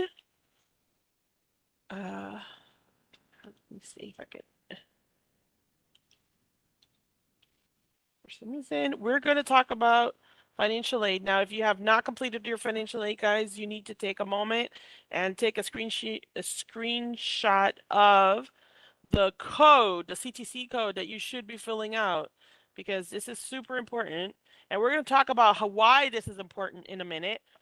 But this is one of those things that you definitely want to take a moment and figure out, and just kind of keep here for the future use. And I am going to now ask Pearl Creviston. She is our financial aid guru, to come on up and help talk to us about financial aid and some of the things that everybody should be aware of to be able to be successful and make sure you got money to pay for your classes. Good morning, everybody. Welcome to the new student orientation. For those of you that have already completed your FAFSA, you're already in classes, you've already done everything. Kudos to you. That's awesome. So for those of you that have no idea what I'm talking about, you're behind the curve and you want to catch up, what you'll do is complete a FAFSA application. You do that every single year, once a year, and it begins in the fall term. The FAFSA application qualifies you for Pell Grant and student loans, and SEOG, which is a Supplemental Educational Opportunity Grant. So those are the types of aid that you're actually trying to qualify for. I do my best to talk you out of student loans if at all costs, because I don't think you want to incur any debt while you're a student here, especially if you're a Texas resident in district. You're saving all kinds of money going to school at CTC. And if you qualify for Pell Grant, you may not even need to have any other student aid assistance. So if you have not completed your FAFSA, you will go to studentaid.gov and do the FAFSA every year. It will go directly from Department of Education to us. I see Viz just pointed out a question here that how do I get it sent over to the school? That's what that school code's for that Mariceli just pulled up on the board. The school code is 004003. So for instance, if you did a FAFSA for another institution and now you've decided you're coming here to CTC, you would add that school code to the FAFSA application that you did for the school that you may have thought you were going to go to or that you may be transferring from. That will get that FAFSA sent over to us. You also have to be admitted to CTC, and what that does, it puts your admissions application in our system, and your Social Security is then matched to the FAFSA. And we import FAFSAs every single day at CTC because we're open enrollment. We start classes at all different times. We process aid at all different times. So even if you started in August and you didn't do a FAFSA, it's not too late. Go ahead and do one. And then if you're eligible for aid, we will go back and award aid to you for the fall term. So the other types of financial aid you could possibly get is scholarships or grant funds if you apply for those. And those are usually sent either from outside the institution, or if they're foundation scholarships, they would come from CTC's foundation and be awarded through the foundation office here at CTC to the financial aid office in your name, and then we transmit funds. So because a lot of you are probably already in classes, I want to explain some of just what happens. Now you've been awarded, your award letter's out there, you've already accepted everything you wanted, and maybe we've already transmitted funds. Funds typically transmit 10 days prior to the start of classes, excuse me, and the funds transmit to the business office. The business office has an account for you in which they hold your funds, and they take funds from that account to pay for your classes, and they allow you to use your funds at the CTC bookstore.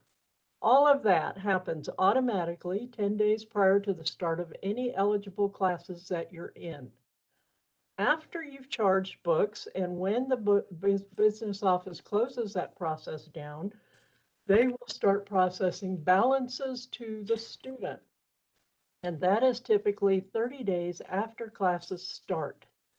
So for a lot of you, you might be waiting on your balances, or maybe your classes started in August. You may have already received some balances, but then you started some more classes in October. Again, the process repeats. 10 days prior, we'll transmit money to the business office. So for the 16th start date that we just have coming up, we transmitted funds on the 6th. The business office has them, they apply it to your tuition, and then 30 days after classes, you receive balances again. Your financial aid is good for both the fall, spring, and next summer.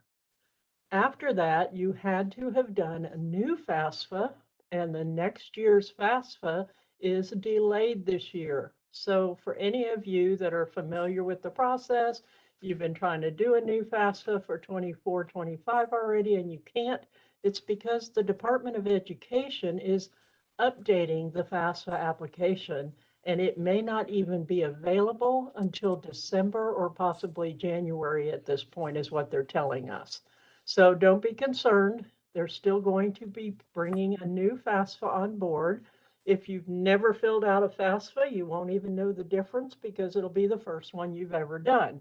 If you have had FAFSAs in the past, there will be some substantial changes. So when you complete a FAFSA, you're actually trying to qualify for financial aid, and you're using income information from 2 years prior for yourself. If you're a dependent, it would also include your parents' information. In prior years, you were able to simply enter your information or download it from the IRS. The one big change this year coming up for 24-25 is you will be required to download information from the IRS. So you'll no longer have the option to enter that information yourself. There's a lot more changes. If you want to do a student aid search, you can always do a search for the 24-25 simplification process. And there'll be a whole lot of information about what all it entails. So there is public information out there already on some of the changes, but the actual application itself is not available. So at this point, that's pretty much all I would say as an overview. I'm kind of glancing over here at some of these questions. So let me take a look. And I have one here that I am a dual credit student. Can I apply for FAFSA?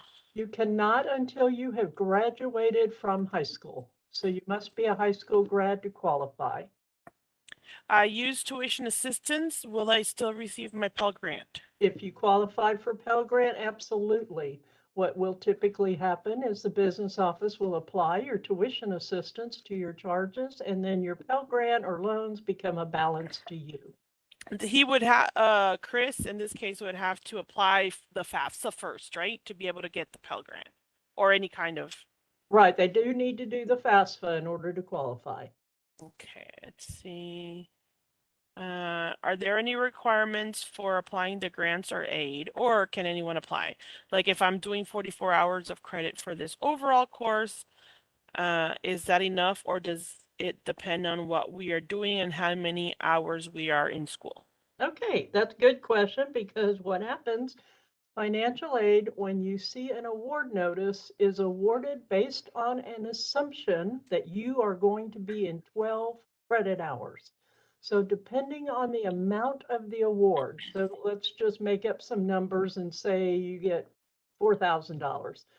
For each one class, you would get 1,000 in that case. If, for instance, you qualified for Pell Grant, but it was a very, very small award and you only qualified for maybe $300 for the semester, in those cases, you typically have to be in at least 12 credit hours to even get the 300. So the award varies based on the amount you qualified for and the number of hours that you're in. But always know that the full award amount will not transmit for Pell Grant until you're in 12 hours, but you could get portions for each class you're in. For loans, on the other hand, the requirement is you have to be in at least 6 hours, and you want to make sure those 6 credit hours start at the same time so that you can get that loan released at once. Otherwise, what would happen is you would have 3 hours in the first 8 weeks, maybe, and 3 hours in the second 8 weeks. None of your loan will release until that second class starts in October. Okay, Shauna says, if I'm using Chapter 35 from the VA as well as FAFSA and Pell Grant, do I need to wait for my COE from the VA to register for classes? You do not for financial aid. Your financial aid would automatically pay first. If your chapter VA funding comes in and is made available to you, the business office would apply that. If it's one that's just sent directly to you, then you would already have Pell Grant have paid for those classes, but you can receive both types of funding. But because even for VA, they still have to register for their Correct. classes Absolutely. and then inform the VA what those classes are Correct. after they have been qualified for that. So don't wait. Can I still apply without my parents' financial information? Ooh, that's a good one. I'm guessing for the Okay, FAFSA. yeah, there's a requirement from the Department of Education that if you are under the age of 24, you must use parent information. You do not have a choice. The exceptions to that policy are that you are active duty military under the age of 24, you are married under the age of 24, you are an orphan or ward of the state under the age of 24, or you are a single parent who is working full-time and supporting a child on their own, you could qualify without parent. Other than that, you are required to use parent information. And a lot of students get really confused by this because you might be 22 years old. You might not have lived with your parents since you were 18. They might not have been supplying any support to you or covering any of your costs. You're totally independent on your own. Department of Ed still requires their income information for you to qualify for aid. Okay. Let's see here.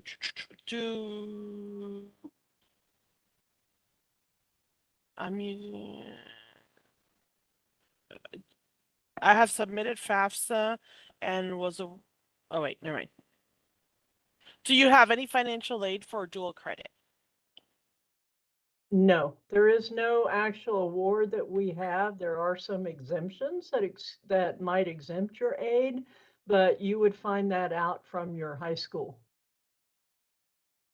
Okay. I am not sure if Pell has granted me anything yet. So how do they know? You contact financial aid. So I would recommend you call 254-526-1508 or contact the financial aid office. at financial.aid@ctcd.edu. And I see another question that says the SAT is blocking me from using aid, and that's from Elijah. Elijah, you definitely want to contact financial aid. Ms. Starkey just put our phone number in there, and we can evaluate what you are sitting at with financial aid. For instance, what satisfactory academic progress means is if you have a satisfactory SAT, that means that you're good for financial aid. There's no issues. Your aid, once processed, would release. If you have, for instance, something called MAX, maximum time frame, that means you want to contact us to see if you're still going to have any eligibility. It usually means you've already graduated or you have an excessive number of hours. If you have a warning under your satisfactory academic progress status, you're still eligible to use financial aid, but you would have to get better in the next term to keep from going on a suspension. And then, of course, there is a suspension, which means based on your last term with CTC and a possible warning prior to that, you're no longer meeting standards and you might need to do an appeal. We have an e-form under eTrieve that is called a Satisfactory Academic Progress Appeal. Big long name. But once you complete that, it does come to the financial aid office, and then we do an evaluation of your overall record and your circumstances to determine whether or not we'll grant an appeal. Cool. All right, let's see here. I didn't apply for FAFSA because I was set on using my CAA for my real estate courses and being done with it. But after hearing Dr. Reese speak, I'm really interested in the business entrepreneurship courses. So would I be able to use FAFSA separately for that? Absolutely. So you still want to complete the FAFSA every year, and that's the reason we tell students to do this every single year that you're in college.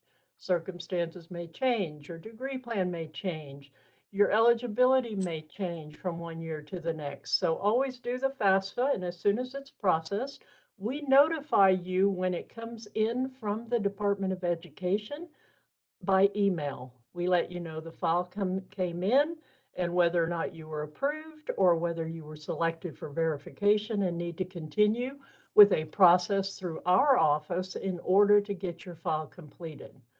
Keep in mind, once you complete a FAFSA and you know you've already been admitted to the school, we match that social security number to the FAFSA, and it takes generally 3 to 5 business days for us to receive your FAFSA from the Department of Ed.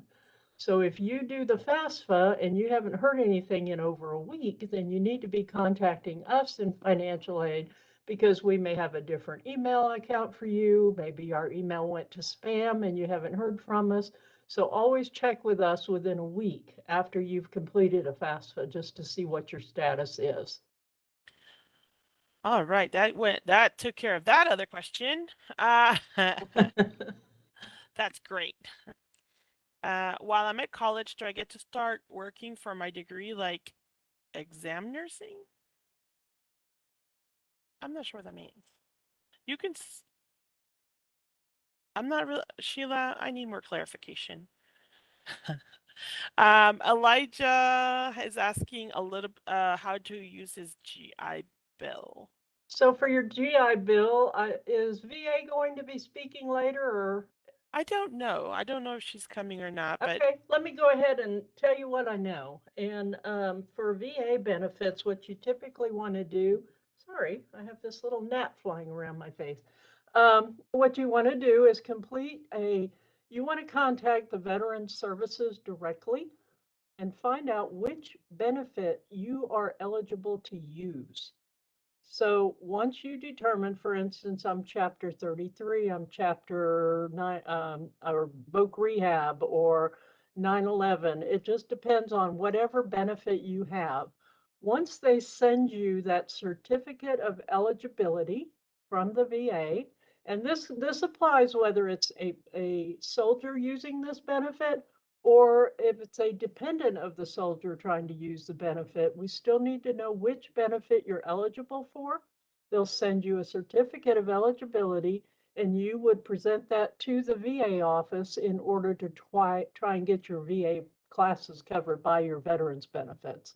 So always start with the VA. If you're the student and it's your parent that's giving you that benefit, have your parent contact VA and find out which benefit they're authorized to let you use. Tyler asked me, I am taking 2 8-week courses for 6 credit hours. Is this considered full-time for other grants other than the GI Bill? So again, it depends. So Tyler, if you take Pell Grant and you have a full-time award, 6 hours is half-time, and we will release half of your aid. Then when you take 6 more hours in the second 8 weeks, we would release the other half. If you have scholarships or grants, it always depends on those awards themselves as to how many hours you must be in for the funds to transmit. So once you've registered and you're 10 days prior to the start, you can access your student self-serve, Eagle self-serve account, and look and see how much financial aid transmitted, or if it transmitted at all. And if you don't agree with what you see, you want to contact us right away and let us know. And that way we can determine, oh, I had a scholarship that I got, but it didn't release. Well, maybe it requires 12 hours and you're only in 6. So those kinds of determinations are made based on each individual award, but it's automated. The awards are set up with rules, and then once you register, it triggers those releases based on that. Also, one other issue that I haven't talked about is when you're using financial aid and taking classes, you have to make sure those classes are required for your degree plan and that they don't overlap the term.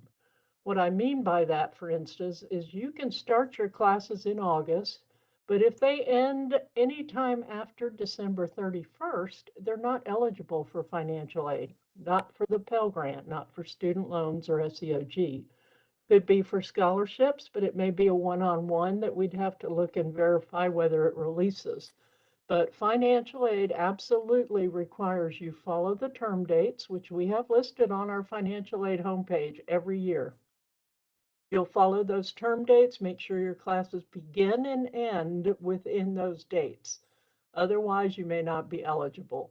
Usually this is not a problem until we get to some of those later start dates in October or some in November, and they may not end till February. So you may not be eligible to use aid for that. If you see it's not transmitting, always check with us to see. All right. So really quickly, I guess our time is up. It felt like it was really short. It's always short. We never have enough time, I think, for financial aid, but we do need to continue. I am going to ask everybody take a moment and screenshot a few things that we want to make sure we cover before we move on, okay? First of all is scholarships. If you are not aware, CTC has their own scholarships outside of what financial aid offers. Here's one of those screenshots that's going to allow you to you can contact. We'll have scholarships opening up in January. And so you can get more information there. The scholarships in January, usually you can use the fall of 2024. So the scholarships open January 24. Those you can use in fall 2024, August 24, or after. So take a look at this, make sure you have that. The other thing is we actually have VA representatives here at CTC. They work for the Department of Veteran Affairs, not for CTC, but they are here to help you guys. So if you have questions regarding the any VA requirements, what you qualify for, etc., please go ahead and contact them. James Morgan and I think it's Cynthia Oswald. They're the ones that they can help you out. These are their emails. Take a screenshot of that so that you can go ahead and continue and contact them as needed. I know that it always feels like there's probably more questions. I don't know if maybe Pearl, you might have a little bit of time to help answer some of them in the chat, but we got to keep going because now it's time for advising. And you guys had all these questions that had to do with TSI, transferring classes, all that stuff was coming up a little while ago. And so this is the time, guys, for you to start asking all those questions. We are actually going to have our Associate Dean of Enrollment Services. I think I said it right. Her name is Eva Hutchins, and she is the one you want to talk about all of those things: how to change your degree plan, how to make sure you're on the right path, making sure that you know those important dates, and how Eagle self-service works. So please welcome Eva Hutchins, our Associate Dean of Enrollment Services. Thank you, Mariceli. I'm so happy to be here, and you get the gold star or A+ for getting the title right. You did it perfectly. So as Ms. Mariceli said, I am the Associate Dean of Enrollment Services, and all that means is that I run the advising departments here at CTC. There are a couple of different options for you guys to connect with an advisor. We try to make that very flexible for you. We have an office that is actually open 6 a.m. to 11 p.m. through phone and email. And then we have appointments that you can make in person with your advisor if you're here locally. I know some of you online may not be here locally, so your best option would probably be Eagles on Call. That's open 6 a.m. to 11 p.m. But I don't know if you have the slide for that, Mariceli, or if we want to just put that information in the chat that was on the slide. We could do either or. I could copy that in later. But all of those options are available to you. We also have, I know we've had some questions from a couple of folks earlier who are doing career and technology education programs, and they are in our actual, they're in the building where your industrial technology and office technology offices are as well. So when you go to see them, they're in the building where you'll be taking your classes. So all of those options are there. They're all available and can assist you with all of those questions. We did talk about Because I didn't have it on mine. registration. I don't know. I was not logged in earlier, so I don't know what else been said. If I'm repeating something, sorry, but it bears repeating. We're having our second 8-week classes start Monday for online and classroom. So if you are trying to get started, if you're going through that process and we can help you, we absolutely can get you started this semester. We'd be happy to do so. If you are thinking of getting ready to go for spring, we've got spring coming up in January, and registration for that will start October 23rd. So those are 2 dates coming up this week. One is next Monday and the other is the Monday after, where we can help you get started based on what you want to do. So fall is here. We can absolutely do that, or we can help you with spring, or both. You could take care of everything all at once. So that is there. I do have some information about changing your degree plan.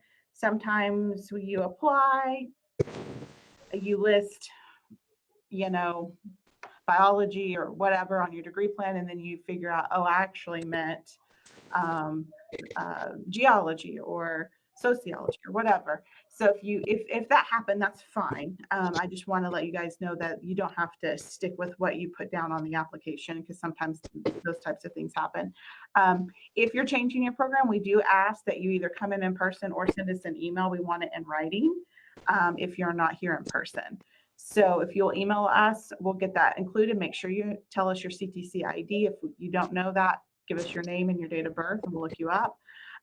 Sometimes you need to ask questions about why you're changing, what's going on. Will it affect your funding source or your career goals? It could affect transfer to a four-year university. So those are the types of things to ask yourself and ask your advisor. We can help you with those answers and figuring that out for you. So make sure you do that and kind of question yourself on those things if you've already started. And those are some of the questions that we had before. We did have quite a few of those because people were trying to figure out what was the best way to, transfer their courses, or were they in the correct degree plan? So that really goes into Well, that. and I see something come in the chat just now. How do I create a degree plan that's intended to transfer to Texas A&M after 2 years with CTC?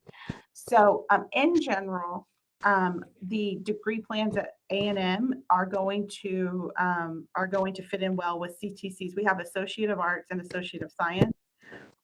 Those programs are what we call core programs, meaning you are going to complete a common core curriculum that the state of Texas lays out.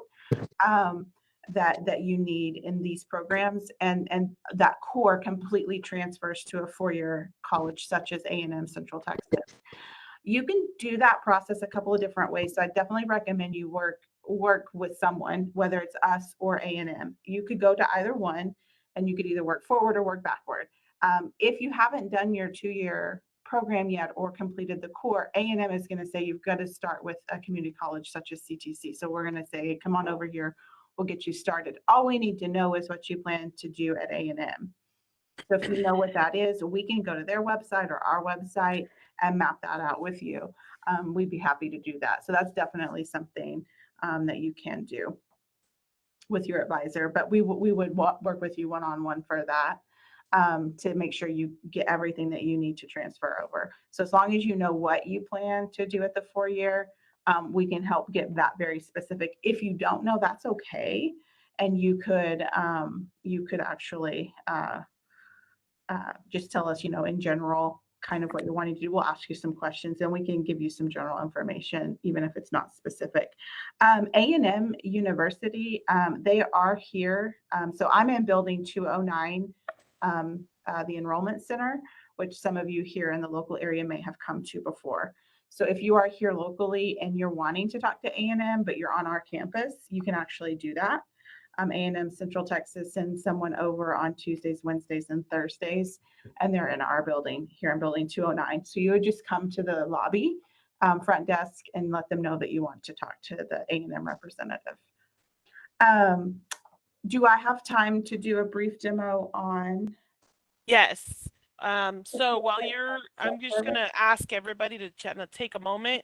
This is one of those slides that you want to keep in mind. I'm just going to show 2 of them really, really quickly. Important dates. These were already discussed, what the new ones are, but if you ever have a question, this is where you can find out the last date of withdrawal specifically to your degree plan and your classes that you're taking, excuse me. Okay. And then the other one is the paying for classes. She's going to go into more detail into how this works in a little bit more, so you can see what it looks like in self-service. But this is another slide you want to take a picture of and just make sure that you can kind of follow up with later. And then we always have some military students, and this is kind of how that works. And so I want to make sure that everybody takes a moment. I know had people asking, like, where would you send your JST or any kind of transcripts and stuff like that. Here's that email again, just in case you have any questions, you're able to do that. And I'm going to stop sharing this because I will share. I've got everything ready to go. Before I start that, one quick question came in about ACT and TSI. The 2023 ACT, yes, we will review that for scores for TSI. It will replace the TSI if it meets the cut score. So it will be based on your score on the ACT, but it can be used in lieu of the TSI if you have ACT. They're good for 5 years. So yes, 2023 is still good to go. Okay, it's been a minute since I've shared. Okay, let me make sure I'm still good to go and logged in. Oh, yay, hadn't logged me out. So what's the best time to start dual enrollment while in high school? That is a great question for your, sorry, I'm trying to do more. That's good. No, that's fine. I'll answer that while you're saying that. You need to talk to your advisor at the high school. Yes. Because they need to make sure that you are able to do it in a way that the students are, you have to high school comes first. You need to make sure that you're good with high school before you can start college. And the academic advisor or the counselor at the high school will verify that you have everything that you need and all the prerequisites depending on the classes and stuff before you can come over. Okay. Okay. So, and usually as far as when you start, typically 10th or 11th grade is when most students start taking their first dual credit course, but you want to make sure that it will work for both high school and college. So that's why we say start with your high school. Okay, so I've logged into self-service. I have permission to use this account. So I'm going to go over the tabs that are here. Of course, Ms. Pearl was just talking about financial aid. Anything to do with your financial aid and what's going on with it is going to live under that module. So this is very what we call module based, all these tabs here. For me, I want to show you how you can view your degree plan and how you can register for classes, and then we'll go over some of the basic payment information if you are self-paying. So student planning, and the modules change based on what's on your account. So student planning may live on the left for most students. Once you click on that, there's step 1 and step 2. Can y'all see the screen? I forgot to ask. Yeah, you're good. Okay. I was like, I think it's working, but I always want to check. So step 1 and step 2, if you know exactly what you need and what you want to go register for, you can go straight to plan and schedule. You can even start searching up here in the search bar. But if you're not sure and you want to verify that your degree plan is correct, and then you want to pick classes from that degree plan, then you should go under step 1, which is my progress, and it will show you your program. This particular student is listed on our Kinesiology Associate of Science. So say they are transferring up to A&M, they have a sister program to kinesiology here at CTC, and you're wanting to do the first 2 years, this would be the program you would complete. And there's many other programs as well.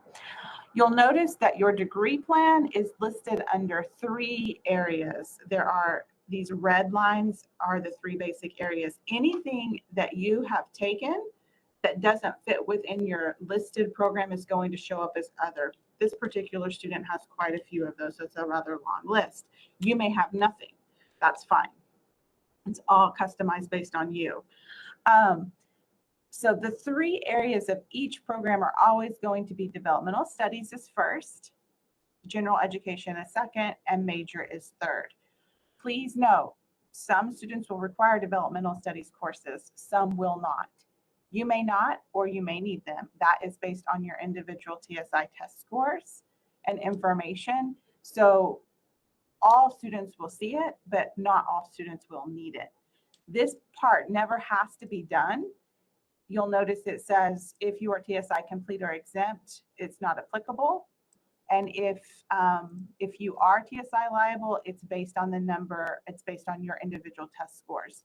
So this has to be built out as a general for all students up to 18 credits, but you may only need 4 credits of developmental or 7 or whatever the case may be. That's totally fine. So if you finish what you need and you never need anything else, it may stay red. That's fine. Then you can go into your general education, and once you click on it, it's going to list everything alphabetized A through I. It's going to be all of the core.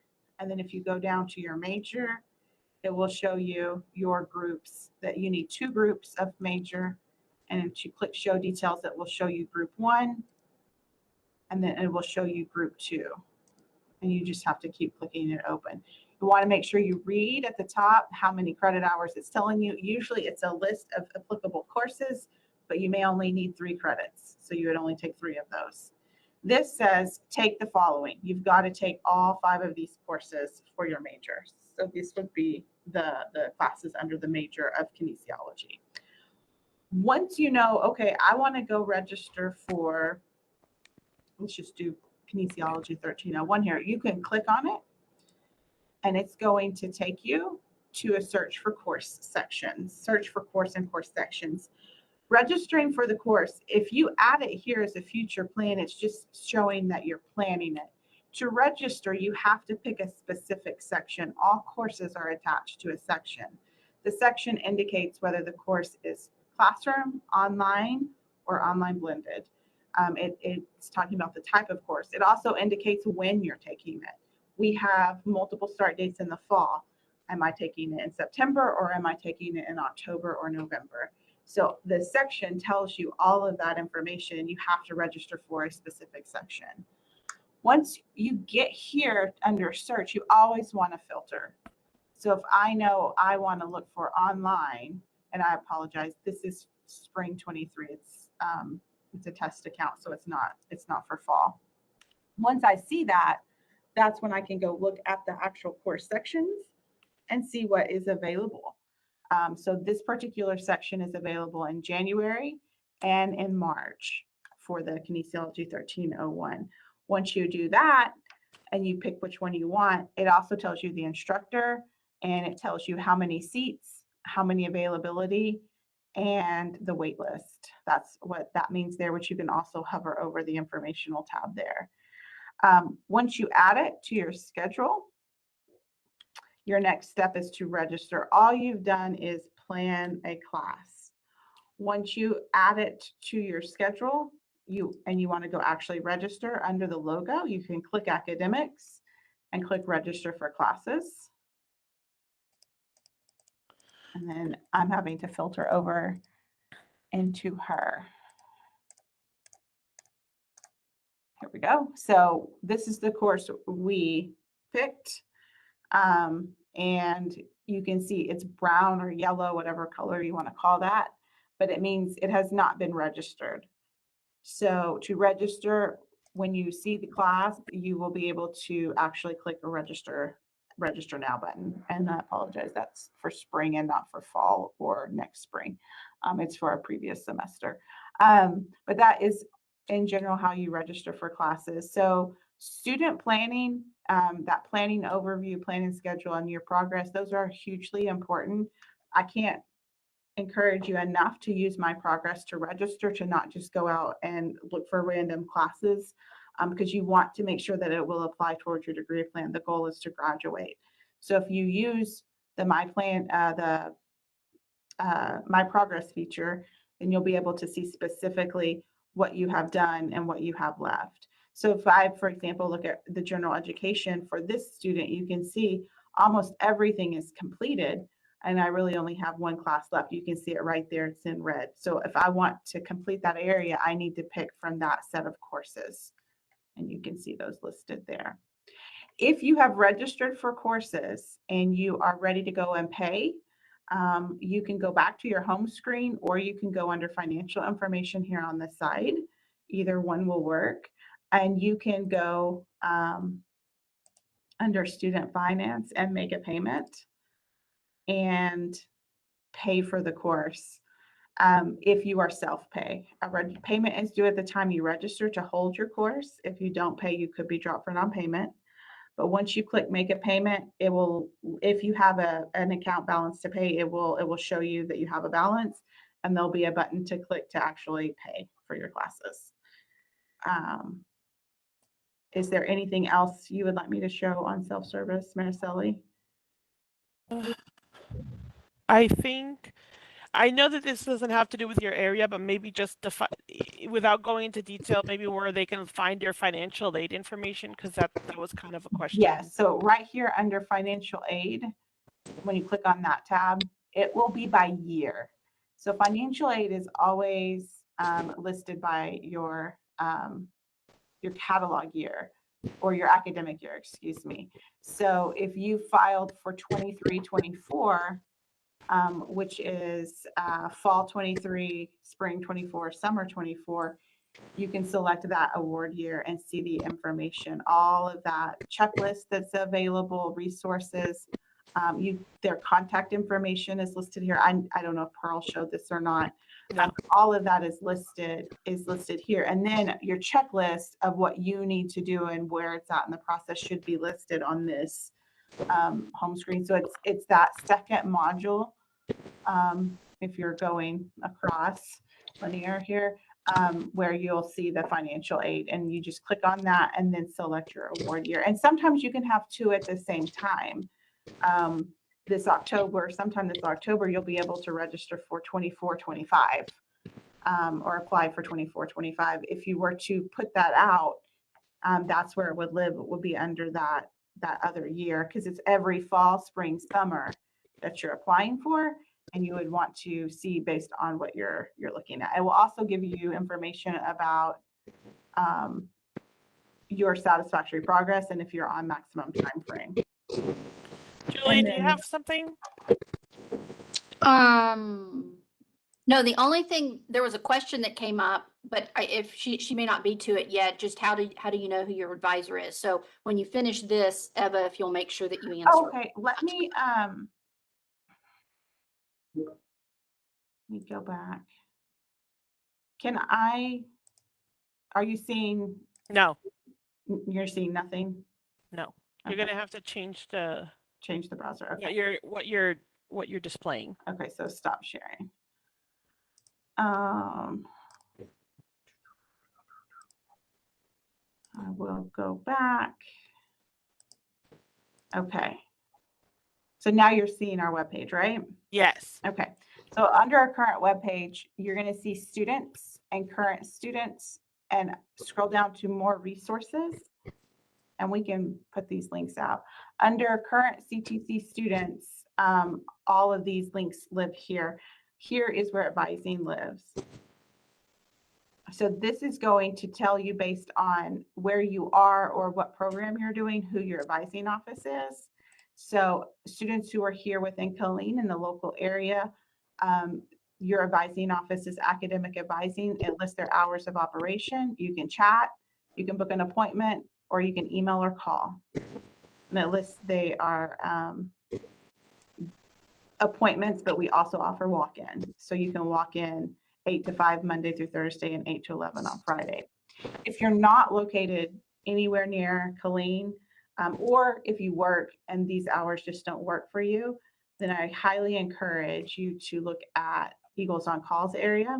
They are only available through phone and email, but they are open Monday through Friday, 6 a.m. to 11 p.m. You can chat, you can email, you can call. Those offices are both advising offices for our general students, who are going to be able to help you with all of your questions about TSI, registration, etc., anything of that nature. If you are a student doing a career and technical program in the industrial technology or office technology or graphics programs, then your advisors are located in the Kate building. So like say you're doing automotive tech, your advisors are here at the Kate Center. Their phone number and email is there. They book appointments by email or phone. So, and it lists their hours of operation as well. Whew, excuse me. So that's where you can go and find the contact information for your advising office based on what you are doing. So let me grab that link. All right. So time's up. Yeah. Okay. It always feels like I thought I gave you more, but it always feels like it's never enough because there's so much good info. Okay. Oh, stop sharing. I was like, where do I stop sharing? So we're gonna keep going, guys. I will stay available on chat. Yes, if you have any questions, please put them in the chat. That way she can go ahead and address them. And there might have been some questions that you guys had before that weren't addressed, that we said, oh, that has to do with advising. Go ahead and put them into the chat so she can go ahead and answer now that she's here, okay? All right. Now we got to move on. We're going to talk about safety and security, and the person that's going to help us figure all of that out and be able to talk about it is going to be Chief Barragan.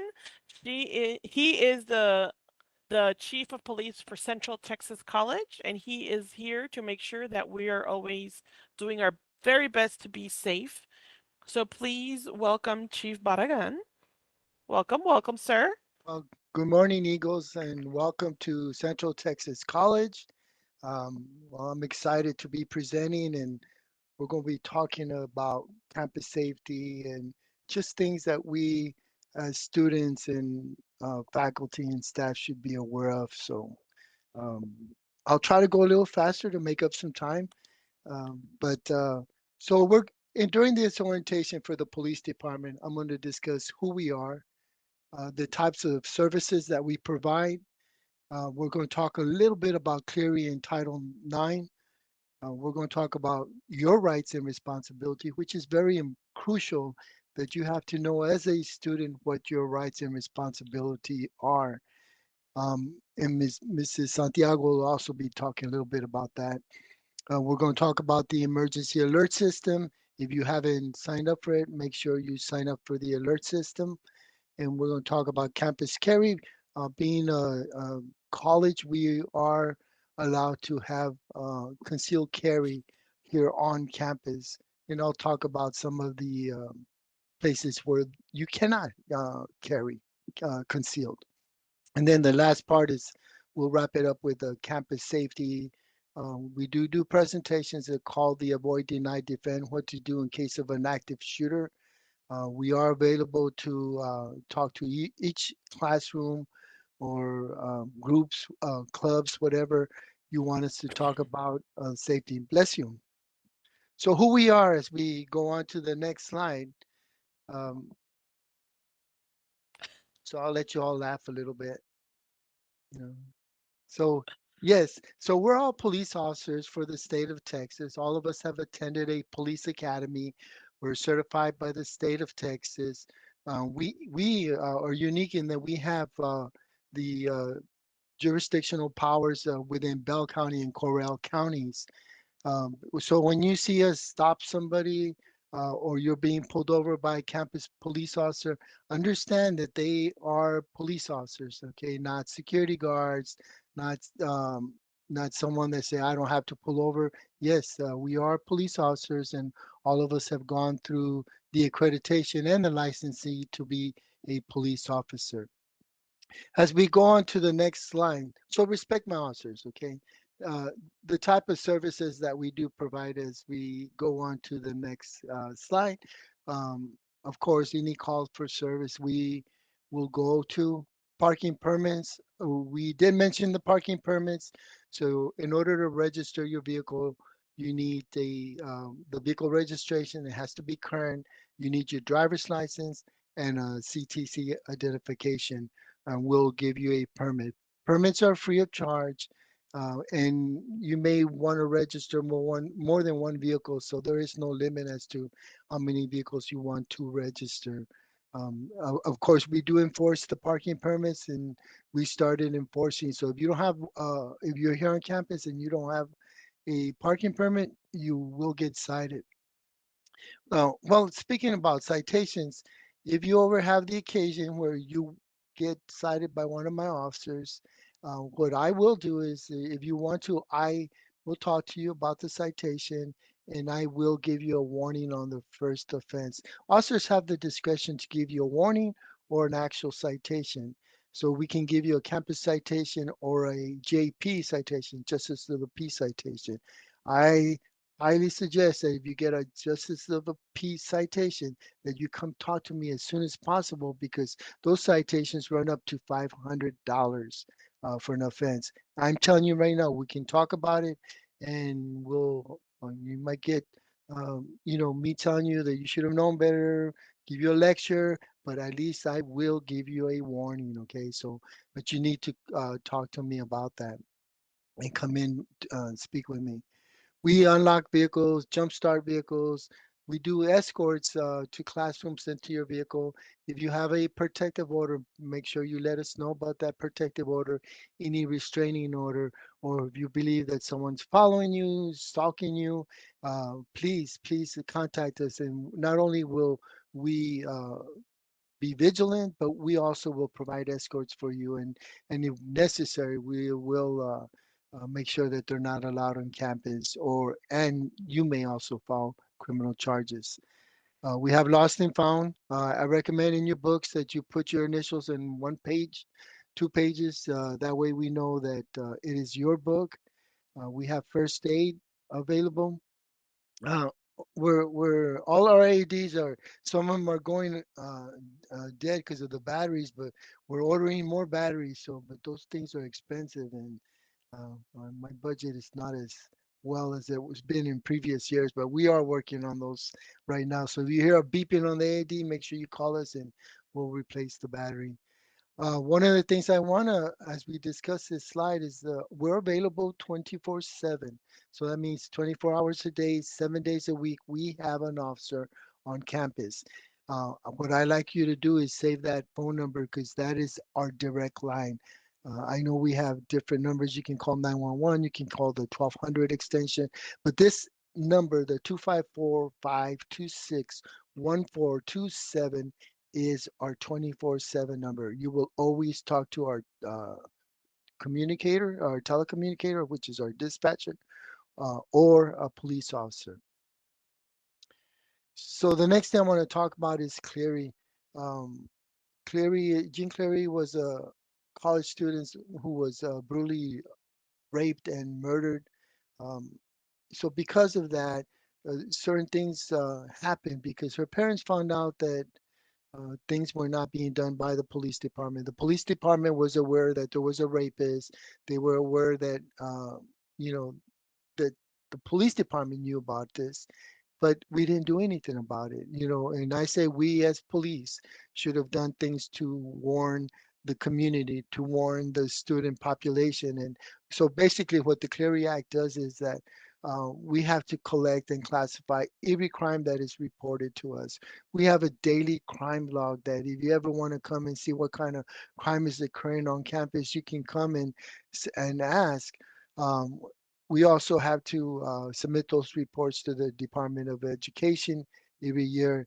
And then another important part of it is the timely warnings and um, emergency notifications. That's why I'm asking you to register your devices or your phones, your tablets, to get notification in case there is an emergency. And emergency could be anything from a campus closure due to weather, or it could be because we want to let you know that there is this stalker coming around campus, and if you see him, to call us and contact us immediately. Um, so that is the timely warning. Another thing that we do is that we provide a safety report. It's an annual safety report. Make sure you go and read the report. It's on the link. If you go to the homepage, it'll be all the way in the bottom. It'll say annual fire and safety report, and it has everything. It has a lot of resources too. In case you don't want to talk to us, you can find out who you can talk to, from Title IX to Miss Santiago to civic organizations, to Dr. Mahone Lewis. Just a resource of information if you read that report, if you're interested in reading the report. As we move on, this is important for you, your rights and responsibility. Uh, we have a student code of conduct, and one of the things that, as the chief of police, we can do things two ways. One, we can handle things criminally, where you actually are arrested and we bring charges towards you, or we can handle it administratively through the student code of conduct.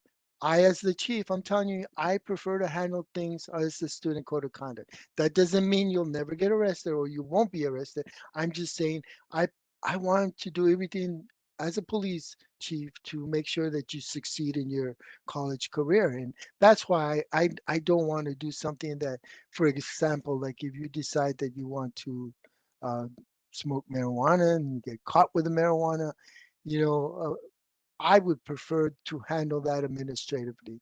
It doesn't mean it will always be handled that way. I'm just saying that I take every circumstance, and then we can see what is beneficial not only for you as a student to succeed, but also for our community here at Central Texas College. So, but as you have to know, right? So read your manual, the Student Code Conduct Manual.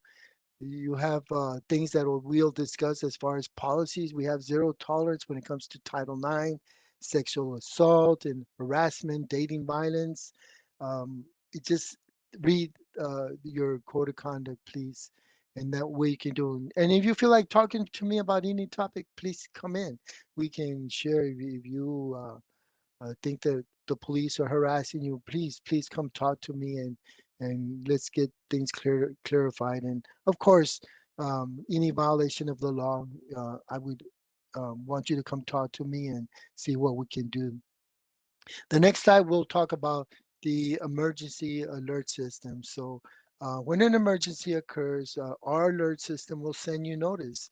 And I give example. I always use the example of when it freezes here. For some reason, we've been getting freezes here, and we do campus closures. So when we do that, we send you a text. We send you an alert saying, "Don't come to school." You'd be surprised how many students will show up to come to class. How many employees will come show up for work when they've been told don't show up. So make sure you register. So the next site is actually going to give you information on how to do this. And your username is going to be the same as Eagle Self Service. Of course, you start with your C and then your ID number. your CTC ID number, and then it'll tell you what your password's going to be, um, your date of birth, format, and then just you can enter as many devices as you want. When I say devices, I'm talking about cell phones, tablets, laptops, all your computer systems. You can actually log into the emergency alert system.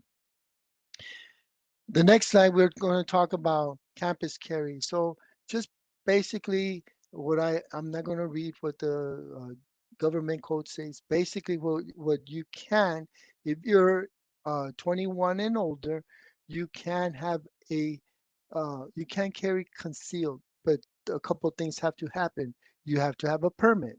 If you do not have a permit to carry, you cannot, and let me repeat that, you cannot carry a firearm, even though it's concealed. And here we only have concealed. You have to have a permit.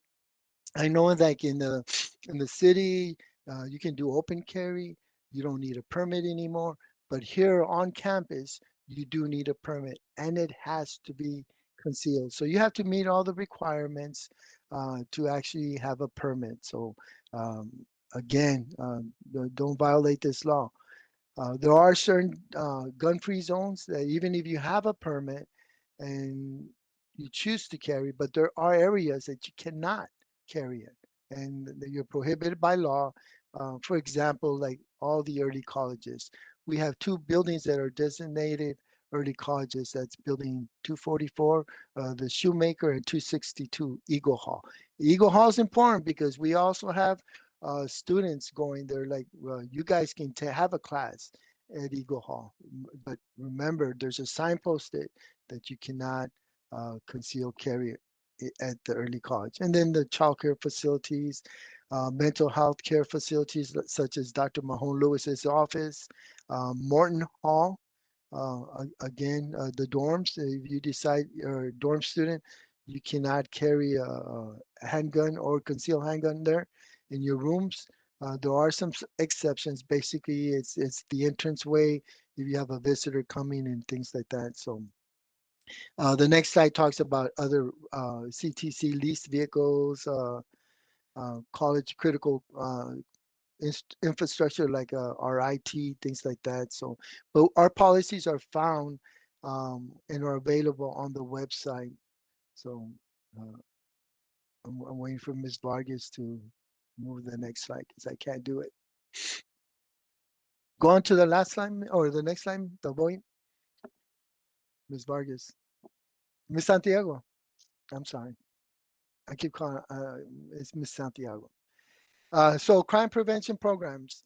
When we talk about safety, things that are available for what we do as police department is we have the CRAZE, which is the civilian response to active shooter or active attack events. Basically, what we do in this course is tell you what you need to do in case there is an attack on campus or in any environment. It could also be at a movie theater, at the mall, but we give you strategies of what you have to do. And we use the acronym avoid, deny, defend, add, avoid, deny, defend. So basically, if there's a shooter, you want to avoid that shooter. If you can't avoid it, then you deny him by locking a door. All our classrooms are designed to be locked. I encourage you that if you see your door is open during your class, that you ask the professor if it's okay we secure the doors because they do lock and we do have access to get into the classroom. So again, for safety, all our policy says we just encourage, but you as a student, I guess you can ask the professor that if we can close the door for safety purposes, and when they're able to lock them. So again, I mentioned campus escorts, any type of vehicle assistance. The iWatch Texas School Safety website. Basically, if you know something is posted on Facebook or something, you can use this website. But I encourage you to call us too, because if you do anything on the Texas School Safety website, they also have an app that's available.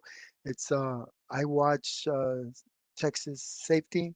And you can also download the app and report stuff to the state of Texas, and then they'll refer it to us and to law enforcement. Of course, you see something, say something, please. And It's important that you are eyes and ears for us. So if you do see something that is that you want to report, please report it. And even if you don't think it's anything, but like that you say, well, no, don't try to explain it off. Just if you think it's worth calling us, please give us a call, especially if it's something suspicious or alarming to you. Let us investigate it. Again, welcome to Central Texas College. My name is Joe Barragan, and God bless you all. And this is a video in case you want to watch it. It gives you the strategy. In a nutshell, it will give you the video on what to do using the strategy avoid, deny, defend. Thank you for your time. God bless you, and good luck in your career here as a student. Let's graduate, okay? All right. Thank you, Chief Barragan. I am so sorry. I had to take a quick call, but I'm going to ask really, really quickly. Wait, what's going on here? Something's going on here. Okay. I'm gonna ask if Dean Starkey can talk a little bit about student expectations and code of conduct. I need to take a moment. I will be back, but she is going to take over for a little bit for me. So, Dean Starkey, please take it away. Okay. Hi, guys. I'm kind of pinch hitting here. And so this is kind of the section of the presentation Chief Barragan kind of mentioned where we talk about rights, responsibilities, and resources. And so that's it's kind of the final section of the whole presentation. And that's what we're going to move into now. And so what I thought I could do is I'm going to ask, and we're going to kind of go out of order because I don't have the PowerPoint right now. And so Christy Shank is our Director of Disability Support Services, and I think it's really important that everybody understand if you do have a qualifying disability, how you access services. So I'm going to kind of turn it over to her and let her talk briefly about the services that she can provide to students.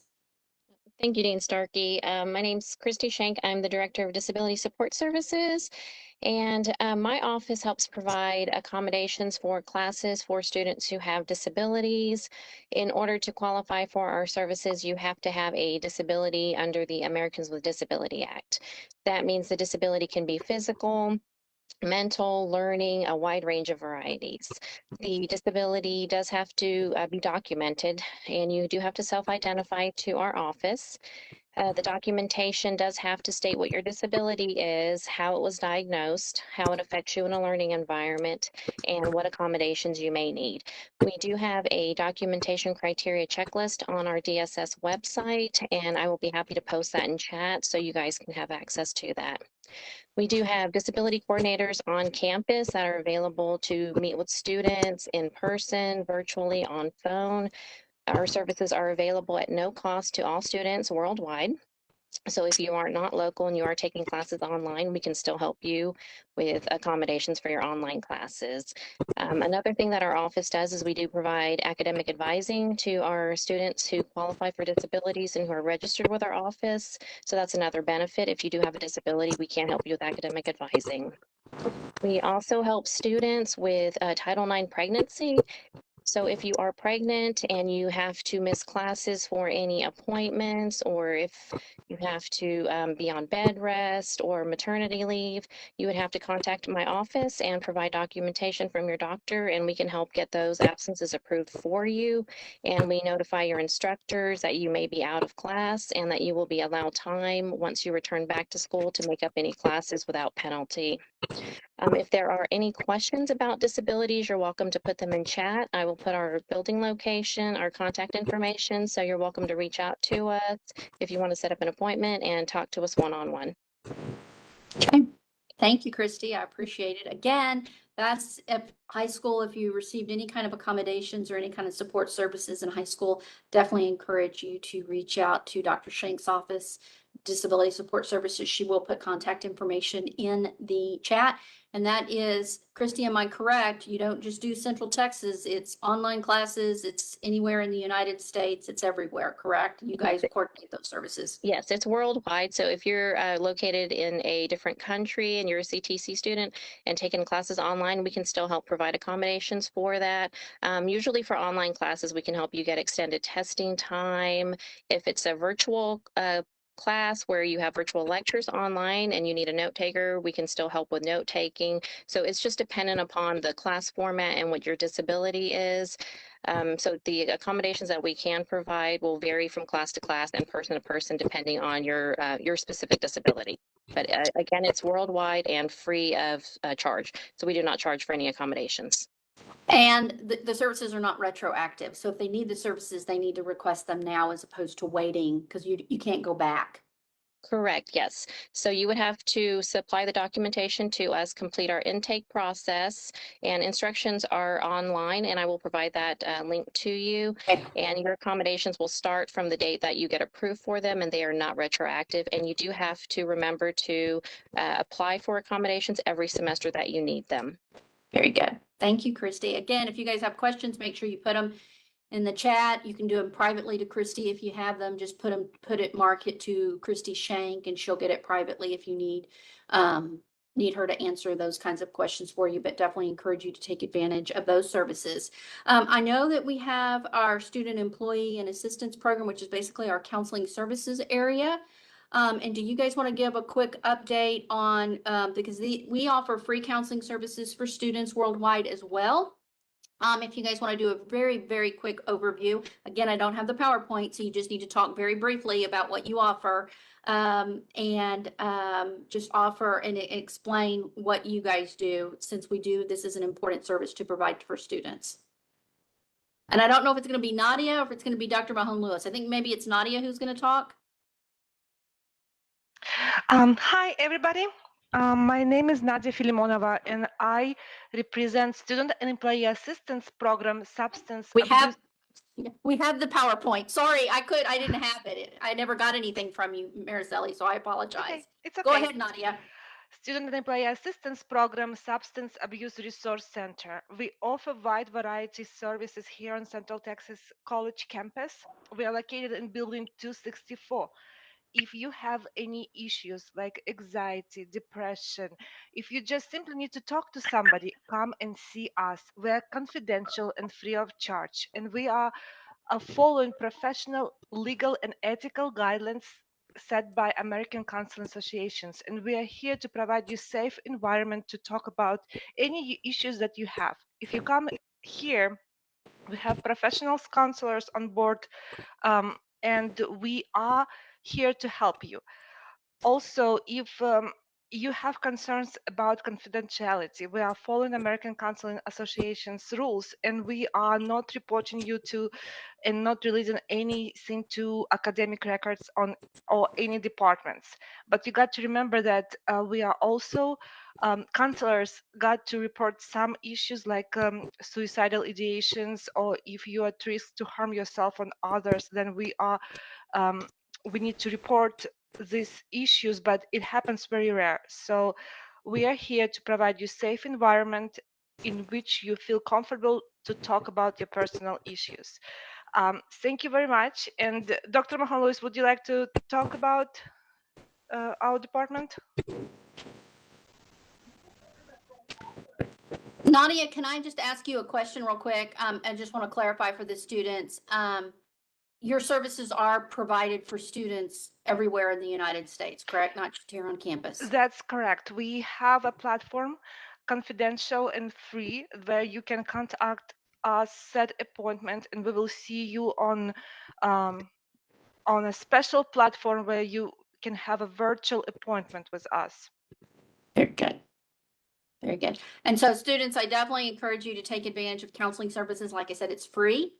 And anything that it is completely confidential. All of those rules apply in this setting as they would if you were using a private counselor outside of this, again, with the exception of the things that Nadia mentioned.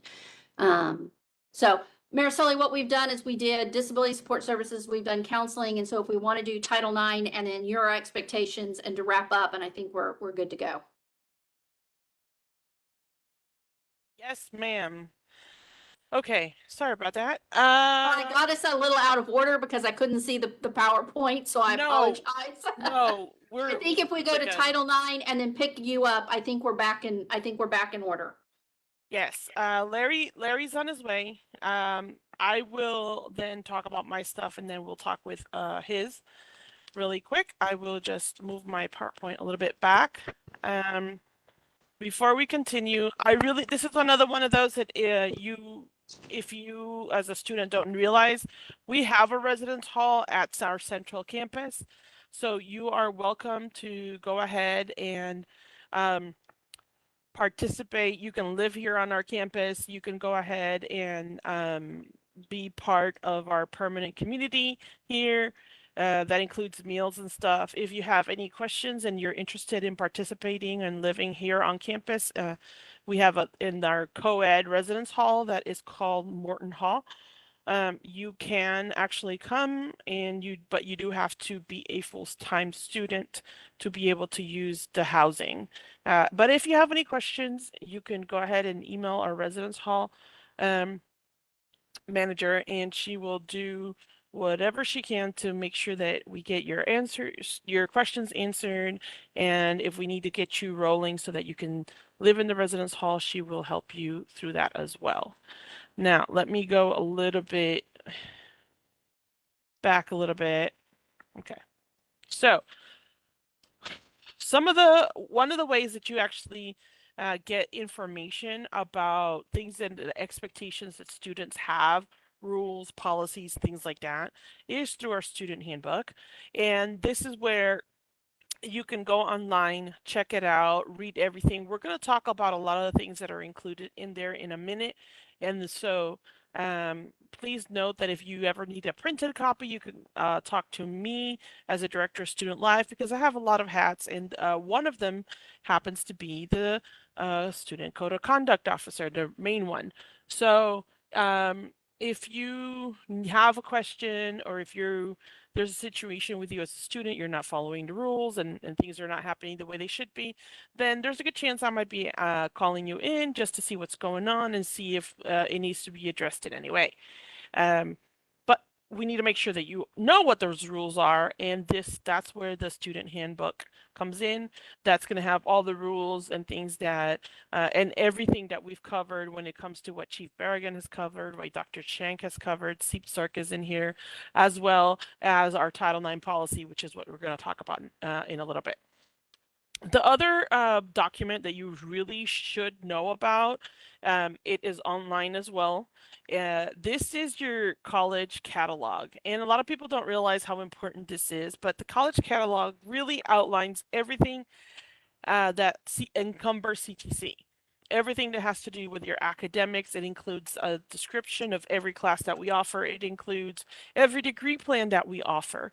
And you should always keep a copy of it. You can download it and keep it for your records with the information for that year where you were first a student. So definitely look at it, get a copy of it. So that you can refer to if you have questions about your classes.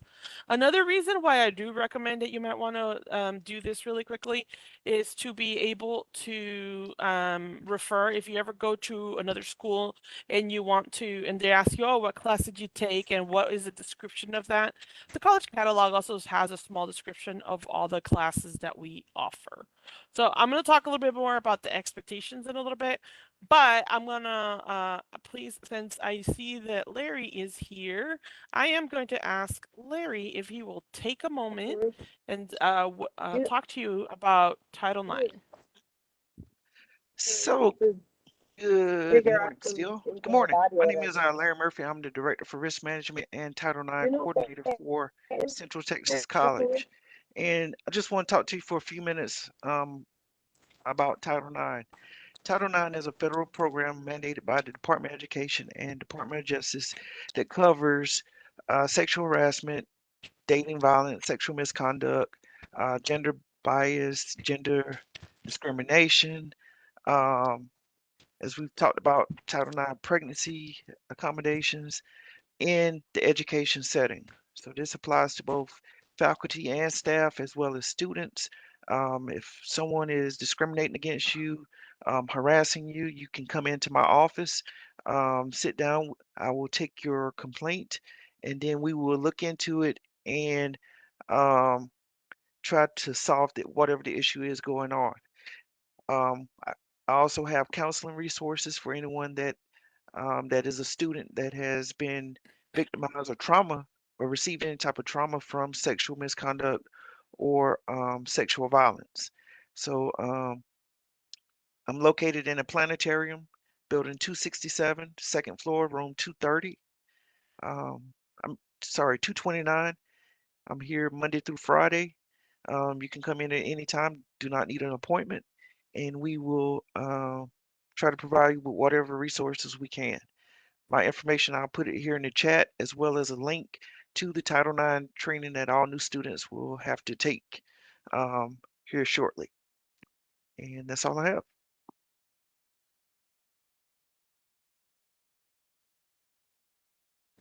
Mariceli, we can't hear you again. Thank you. You're welcome.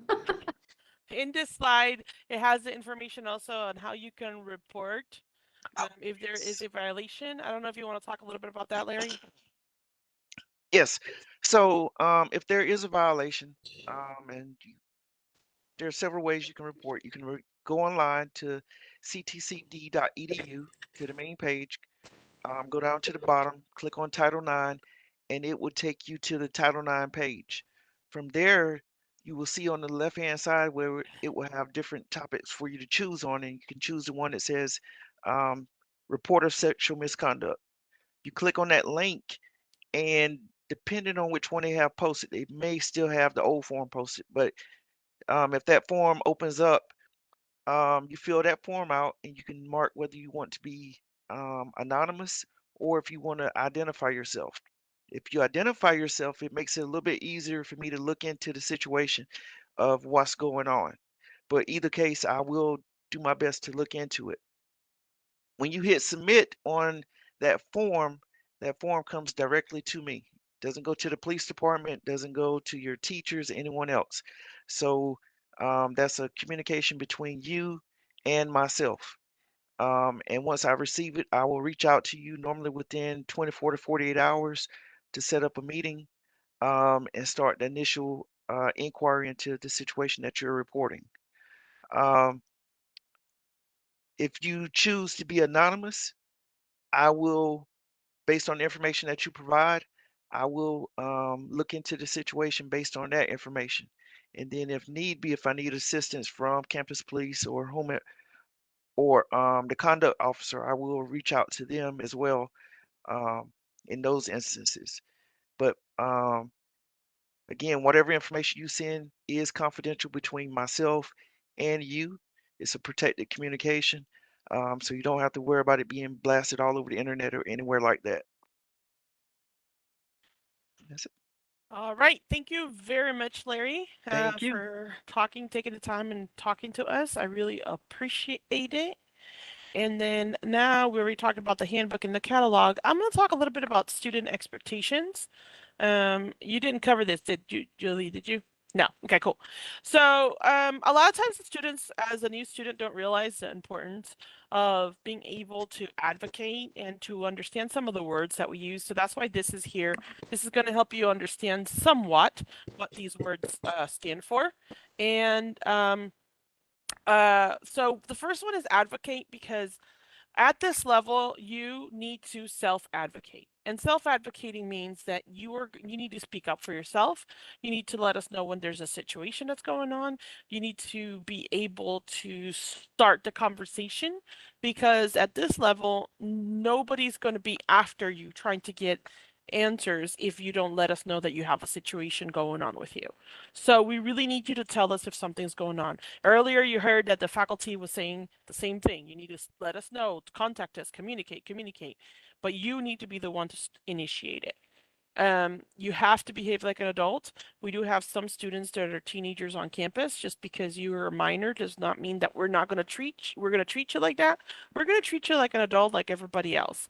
So it's very important that you are aware that whatever happens on campus, we're going to treat you just like any other student, and so you need to be aware of that. FERPA is a federal law that lets us that affects institutions of educational institutions, and it says that the records for a student, really, we cannot disseminate it without your consent in writing. So this is where it's very important that even if your parents are like, oh, I need to see your grades, I need to have access to it, and CTC needs to give me access to your grades and what you're doing in class, or to your conduct file, or whatever else it may be. We're not able to do that without your written permission as a student. So it's important that you have that conversation with your parents if you are a minor, and explain that to them. And so if they really want that information, you have to give us permission as a student in writing. The syllabus, I know that Dr. Reese went over it and really explained it in detail, but this is really like your contract between you and the professor. You need to make sure you read it and follow it. If you have questions about it, definitely talk to your faculty member about it and get that clarification as soon as possible. Attendance can be hard, and attendance, it depends on the class that you're taking and how it's going. So if you take a virtual class, of course, your attendance is going to be actually doing your work in Blackboard versus actually going to a physical classroom at other times. Either way, it has to do with you doing the work that is necessary so that you can be successful. If you don't go to class and if you don't do the work, it's going to be very difficult for you to be successful. And ultimately, that's all that we want, is for you to be successful. Integrity, we really need to talk about integrity a lot when it comes to academic integrity, especially, but integrity across the spectrum means that you're honest and responsible for everything that you are supposed to do. Make sure that you're not copying and pasting work from one place and turn that in as an assignment. That's an issue. That's what we call academic integrity. It's very important in an academic setting, which is what we are, to make sure that any work that you submit is something created by you and that you have never turned it into anybody else, because that will also be a red flag. It also means that if you need to do your due diligence and talk to financial aid, that you actually go to financial aid or you contact them and figure out what's going on. That also means that if you need help, you're going to actually go out and ask for the help, and maybe go to a tutoring service or something like that, to make sure that you are doing the best that you can with whatever it is that you're supposed to doing. And these are some of these things, really, some of them are not just about, oh, you as a student, it's you as a person, because that's what we're trying to do, is we're trying to train you for your future, not just into your career. That is a very big component of it, but that's not all of it. It's also about you as a human, which takes it into civility. It's really important that you are good about being respectful with with other students, with your faculty member, with anybody that you come in contact. That doesn't mean that you have to agree with people. There's a very big difference between you must agree and comply, and I don't agree with you, but let's have a positive discussion about it. It's not always about what you say, it's about how you say it. There's a way of disagreeing and maybe learning from each other. And that's what I want to make sure that you understand. I also, it's not in this list, but I always talk about perspective. Just remember that people have different perspectives, they have different experiences, and that affects how they understand what's going on and what things are happening. So please make sure you take the time to try to figure that stuff out. Make sure you know all the guidelines, procedures, and student code of conduct. Again, I showed you where the student handbook is. That is online. You are welcome to do that. Be aware of it so that you are not getting in trouble over something that you should know and don't know. So that means actually looking at the student handbook, actually making sure that you see what all the rules and regulations are for the campus, knowing that we're, for example, a smoke-free zone, so that you don't get in trouble for something that you can avoid. Title IX, we just talked about, has to do with sexual misconduct. We really, want to make sure that everybody feels safe in our campus, which is why campus police talks to you and why I talk about it too. And part of that is making sure that if anybody has a situation like a sexual misconduct, that they're a victim or they know somebody who's a victim, that we are here to help you and make sure that you have the resources necessary to be able to manage a situation and be able to feel like we're actually care, which is we actually do. I know you guys sometimes may not realize it, but everybody that has talked to you today and all of us that are here right now care about you as a student, and we just want you to be successful. And that includes not just, again, your classes, it's you as a human as a whole. Resources also includes making sure that we have a lot of free things on that here on campus that we offer you: the tutoring, the library, all these different places that you can go to get help. It is that we have a lot of things. If you need help with book lending, we have a program for book lending for certain degrees.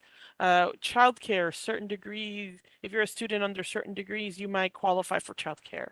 Um, and I think, Julie, you did talk about those, right? About what? Childcare and. Not in any detail, no. Okay. Can quickly if you need me to. Yeah, because that's really about that really goes a lot into the Sure. resources that we have, and I want to make sure that everybody understands that we do have. It's not just the tutoring, because that's a really big part of it, but that's not all of it.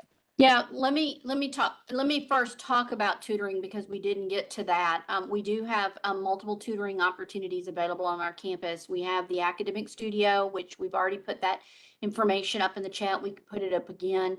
And the academic studio tutors across the curriculum, so all areas are tutored. We also do workshops on time management, on how to prepare, on Blackboard and how to use Blackboard and all of that.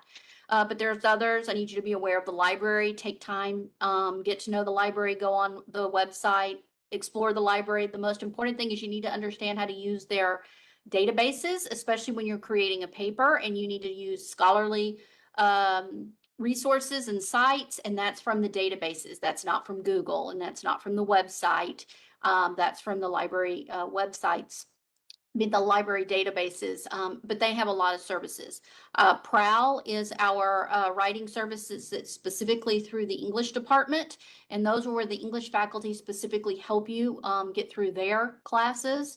And then we have the Math Lab, both for the developmental classes and the advanced classes that they offer, and they offer specific tutoring for that. So we have a multitude of tutoring opportunities, and I want you to take advantage of those because they are all free.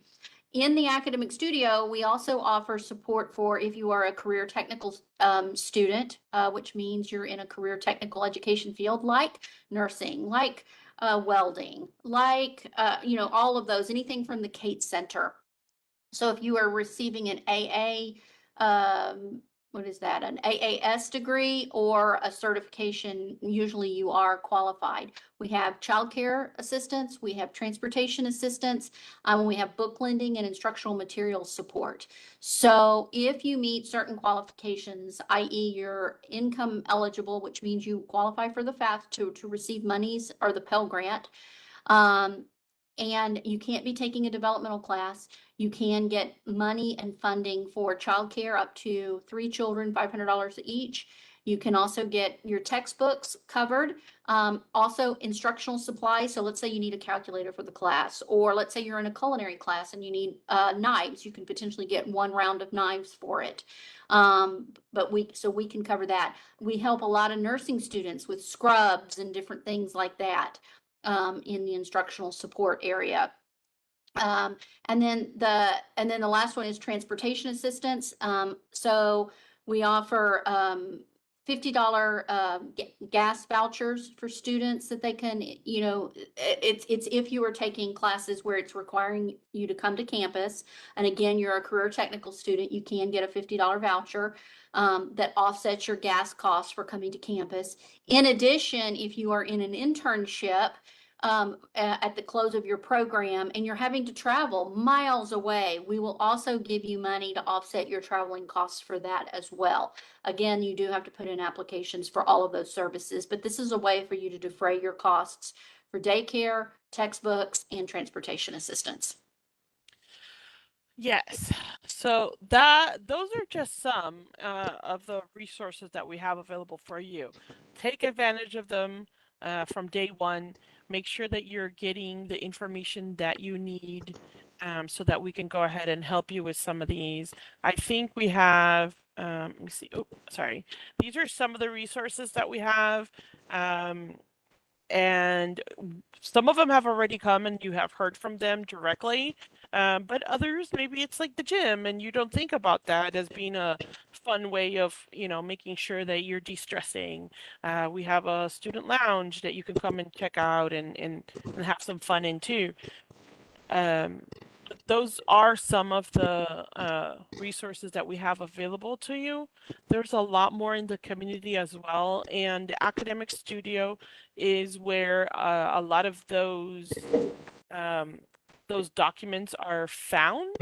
So that, and if you have questions, you're like, I need resources, not just at CTC, but even outside of CTC, they're able to help you figure out, maybe within the community, some of these places that you can go to. They have it at the academic studio, and then SEEP-SARC also has a whole listing of them as well.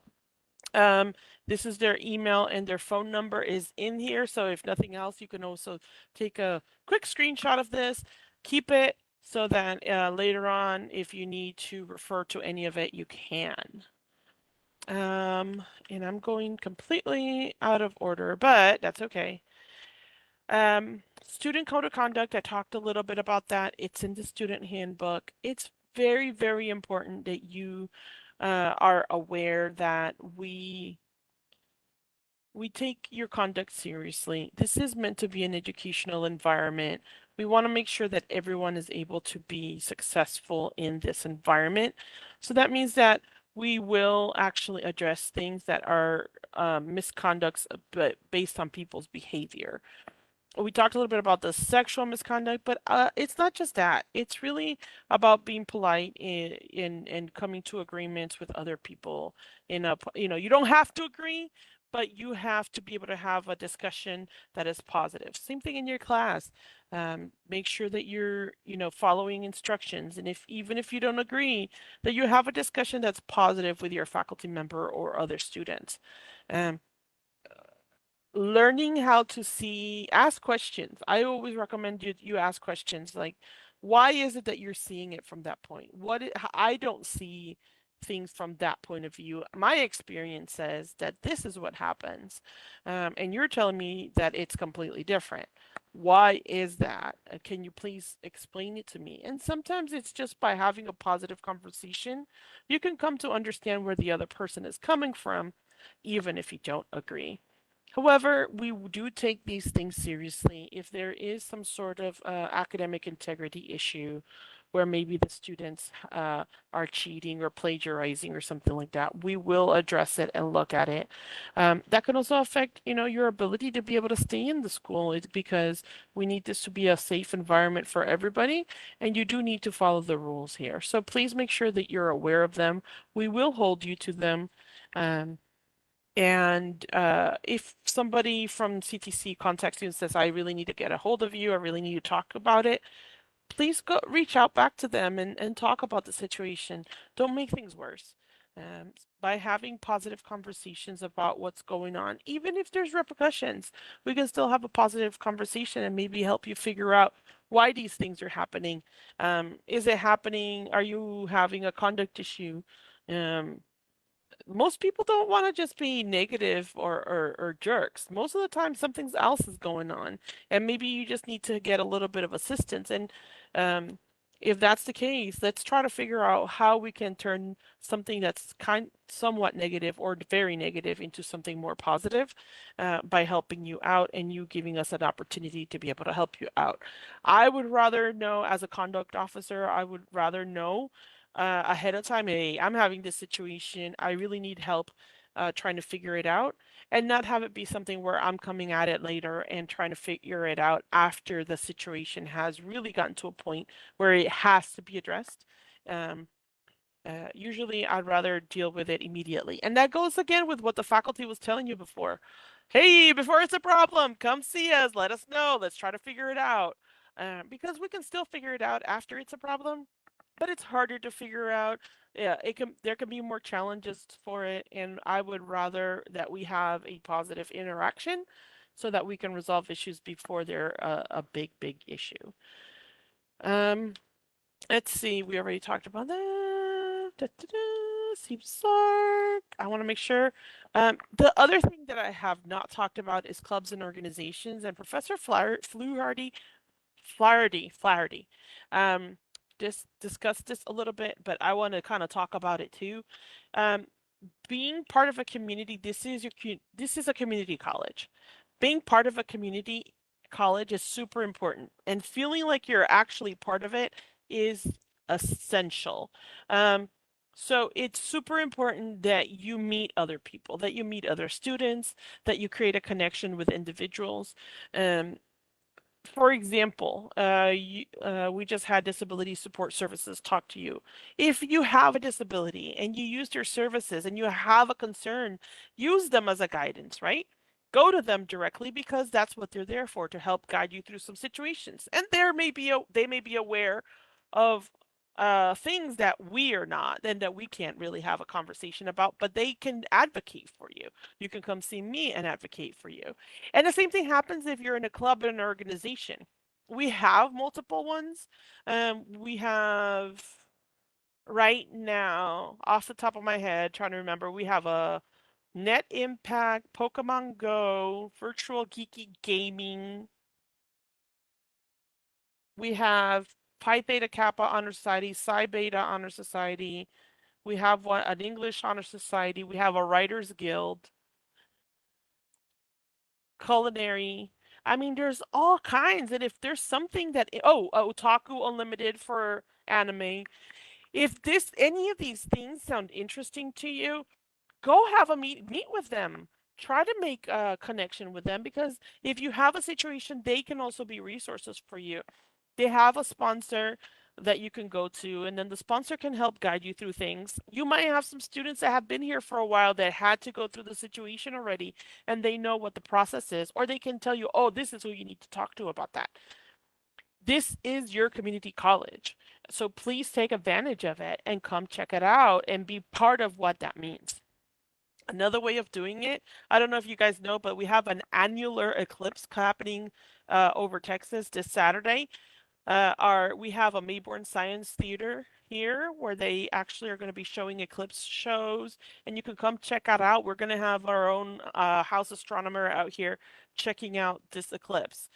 In October 19th and 20th, we're going to have a haunted house here on the side of the Mayborn Science Theater. The clubs and organizations are putting the haunted house together. Whoa, we have an ag club. Ag club, guys. Ag. You actually, did you know we have agriculture classes here? Did you know that? Did you know we have cows and horses and a whole like greenhouse here? Yes, we do. Most people don't realize stuff like that. And they have a club too. So they're going to be doing the hayride. We're going to be having the haunted house, a fall carnival. On that Friday, we're having a trunk or treat. Bring your family. If you want to start integrating and meet some of these clubs and organizations, come on out. Say, hey, I really am interested in meeting, knowing more about your club. Go talk to them. Be part of that community. That is a great opportunity for you to meet a lot of these clubs and maybe see if they're a good fit for you, and maybe you want to participate in some of their activities and continue with them. Not all of them are going to be there, but there's going to be quite a few of them. So definitely come and check it out. This is your community college, guys. Follow us on social media. I don't know if any of you have it, but we have a Discord, we have Facebook, we have I'm streaming through Twitch now too. Um, it used to be Twitter, now it's X. I mean, we have Instagram. All of that is out there. Keep in contact. See what's going on. Come to our events. Check out what we have to offer you. Um, there might be something here that you didn't think that was a good fit for you, but you go to the event and you figure out, oh wow, I can do that. Right now, I have one of my ambassadors is trying to put a talent show together for CTC students only. So let's try to do some of these things. If you have a talent, if you can sing, or if you can dance, or if you can do something fun, come out and check it out. We love highlighting our students. We love being able to have you here. And we would really like for you to participate so that we can help you out, so you can be successful, because at the end of the day, we're part of, okay, not all of us here, but between you, me, and my webcam, we want to see you in graduation. Almost everyone here is going for graduation. We love going to see you walk through the stage.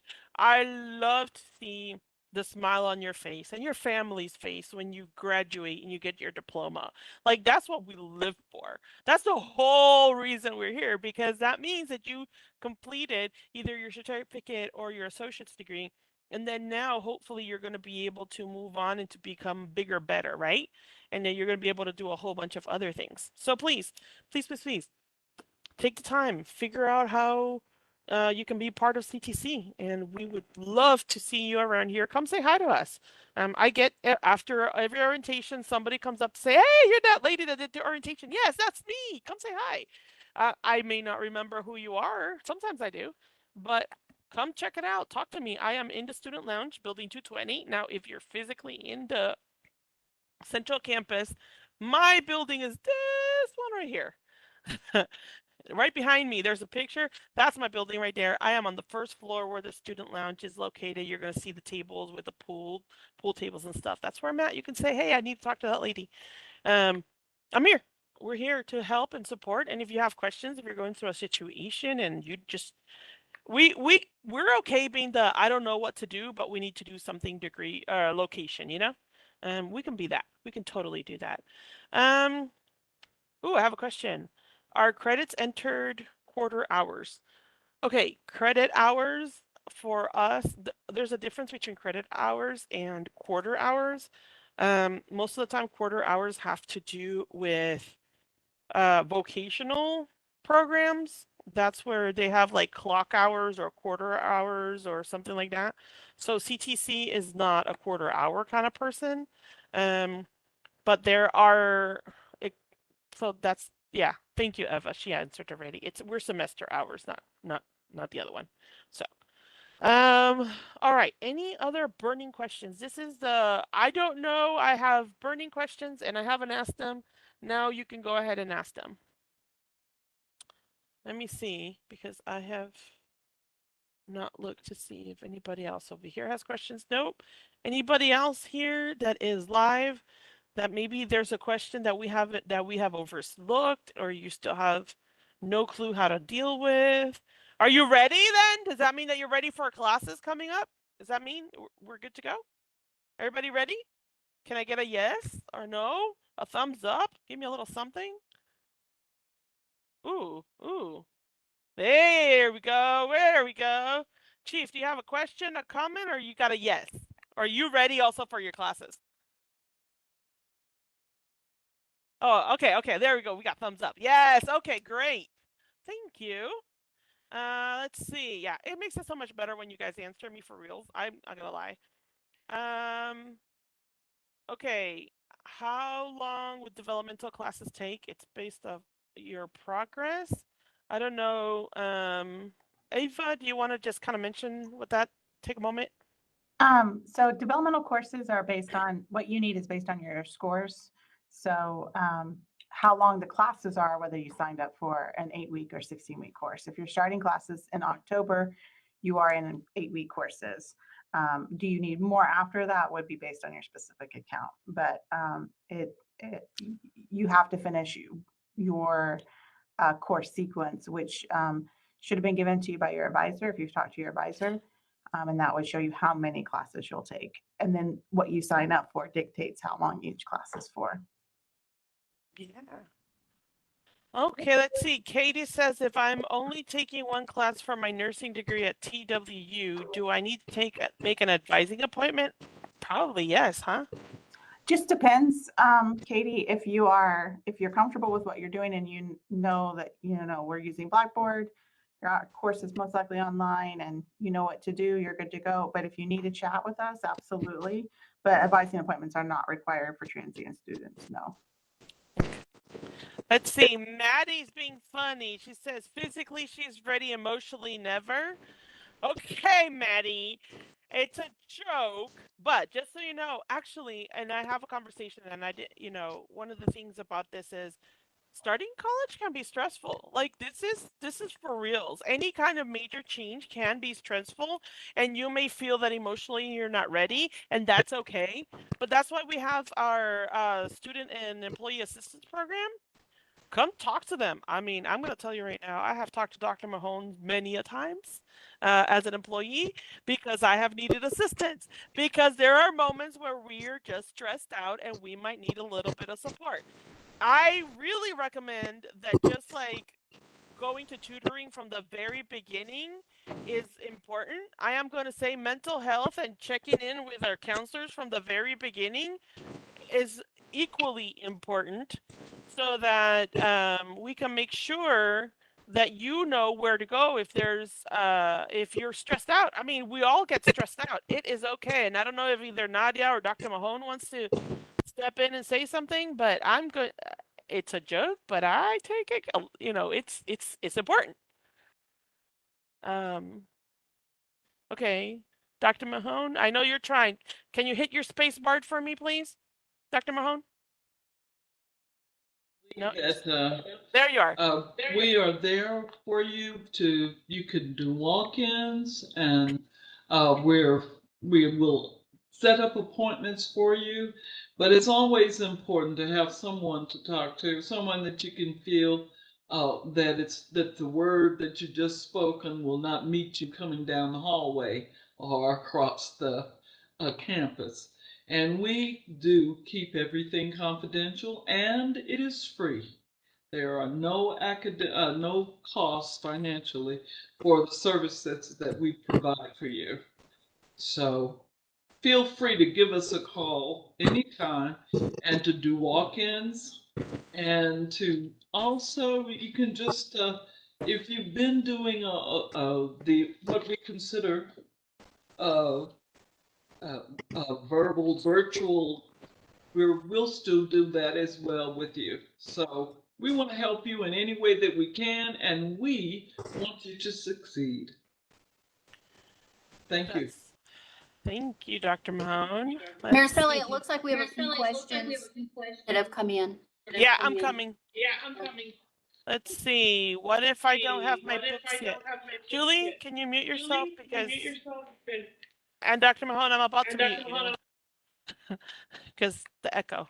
Let's see. What if I don't have my books yet? Bought the ebooks today. It says it could take 3 to 5 days to process before shipping. I expect to get the ebooks quickly and not required shipping. The processing, it's making sure that you receive it. That processing doesn't necessarily mean shipping.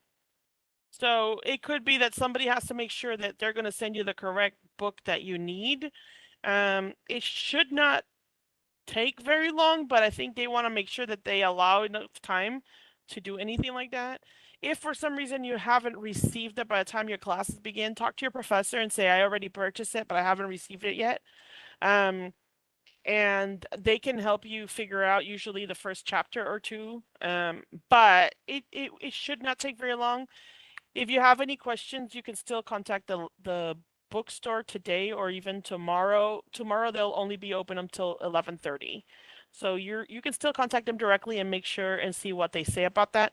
But just remember, there's a lot of people purchasing books right now, and if they need to make sure that you're going to get the correct one, it could take a little bit of while to process. For my nursing degree, I need 60 credits total. Do I get all 60 from this school, or would I have to transfer to get the rest? I don't know, Marissa. Oh, Eva, take care of it. Let's see. She took care of it. Thank you. Nadia is put the information for our student success and persist. No, I mean SEEPSARC, the Student Employee Assistance Program. Information is there and where they're located. Eva went ahead and put the information for the books. Okay, she pretty much said what I was saying. I'm not really familiar with the campus. Is there any tour guides I can pick up in case I have in person? Yes. Haha. We actually have campus tours available. You can actually sign up for one. We do it mostly for prospective students, but if you really, really want to know the campus better, we can offer you a tour. You can reach out to me, and I will have someone. I will send my email. Contact you and try to figure out when we can do a tour for you guys. Because we have to figure out when is a good time for you as well as me. So, and my staff, I mean. Let's see. With the self-paced classes, are there any set time meet times or deadlines? Okay, no. So self-paced classes, they're going to give you some guidelines. They're no more free willy type self-paced classes. Do you want to explain that, Eva, a little bit? Yeah, they're called milestones. And so each self-paced instructor can set their own milestones for each course within their programs. So one might say you're going to have to meet this assignment by week 2, and another one might say week 4. So as long as you follow the milestones in your class with your instructor, you're fine. But you will self-paced courses will still allow that flexibility to work ahead and to turn in things as you get them done. But it is going to make sure that you don't get behind. So it's kind of the best of both worlds. We're watching out for you. Yeah. Let's see. Did I miss anything else? I don't see anything here. Anybody else? This is a great time for you to go ahead and ask any other burning questions. These are really good questions. And we want to be able to assist. Let's see. And if that's something else, that if you ever need like assistance with figuring out stuff on campus and where they're located, you can go ahead and come and see my office, and we'll help you figure out, like, if you need a campus map and try to figure out where to find stuff. You can do that as well. Do I need to take the TSI for real estate certification? If not, do I leave it alone? Or are there any extra steps that I need to take? Oh, Eva? So if you're talking about the real estate certificate, the program certificate level, it is TSI waived. It's a level 1 TSI waived. Yeah. And then will your slides be available to view anywhere else? So this is what's happening. We are recording this. So what's going to happen is at the end of this, we're going to send it to my handy dandy person that oversees videography. And she's amazing. She's going to go ahead and transfer it. And you are going to be able to see it on YouTube. Usually it takes her less than 24 hours as long as she's available. And so you can watch all of this again in YouTube. The other thing that's going to happen is that we are going to send it out via email eventually. It's going to take a little bit, but we are going to send it out to all the students starting classes now in October. So if that's your case, then you will be receiving an email with a link to that YouTube video. But if not, you will be able to scroll through the YouTube video and see. We're going to put some tags in it so that you know more or less where things are at. And you're going to be able to figure out, like, if you want to go back to see something, then you can just go to that spot, see the slide, and be able to see it all again. I hope that answers your question. And then let's see, do we have access to student success managers? Not yet, but it's coming. Correct. But even though we don't have a student success manager, we have people that are here to help you be successful. And you've met a lot of them here today. We started with the 2 set of emails that I want everybody to know about: success@ctcd.edu, slife@ctcd.edu. That's where you go to get your questions. Eagles on Call, that email, that's a great place to go to get questions answered as well. So start there. Your academic advisor is a great resource, a person to go to for help and assistance. Anybody in SSP is a great person to go to for help and assistance as well. And we gave those links. Those have been all provided as well. And we're all about success. Success is in our department name. And then, as the faculty at the beginning of our orientation talked about, they are amazing resources for you as well. And they expect you to ask questions of them, not just content related to the class that they're teaching, but anything. Go to them, ask them questions, try to get help and direction. So we may not have right now success managers or success coaches right now, but we have a lot of people that take your success very personal, and we want to contribute and we want to help. Yep. So we don't have the official title, but we're here for you, no matter what. Actually, we kind of do, because we all fall under, well, not all of us that are here, but a lot of us that are here fall under the department called Student Success and Persistence. So that success and persistence is making sure that you guys are good and safe, and that's ultimately all we care about, is making sure that we help you and guide you through things. Okay. Any other questions that I maybe have missed? I think we're good. Anybody else? Anybody else?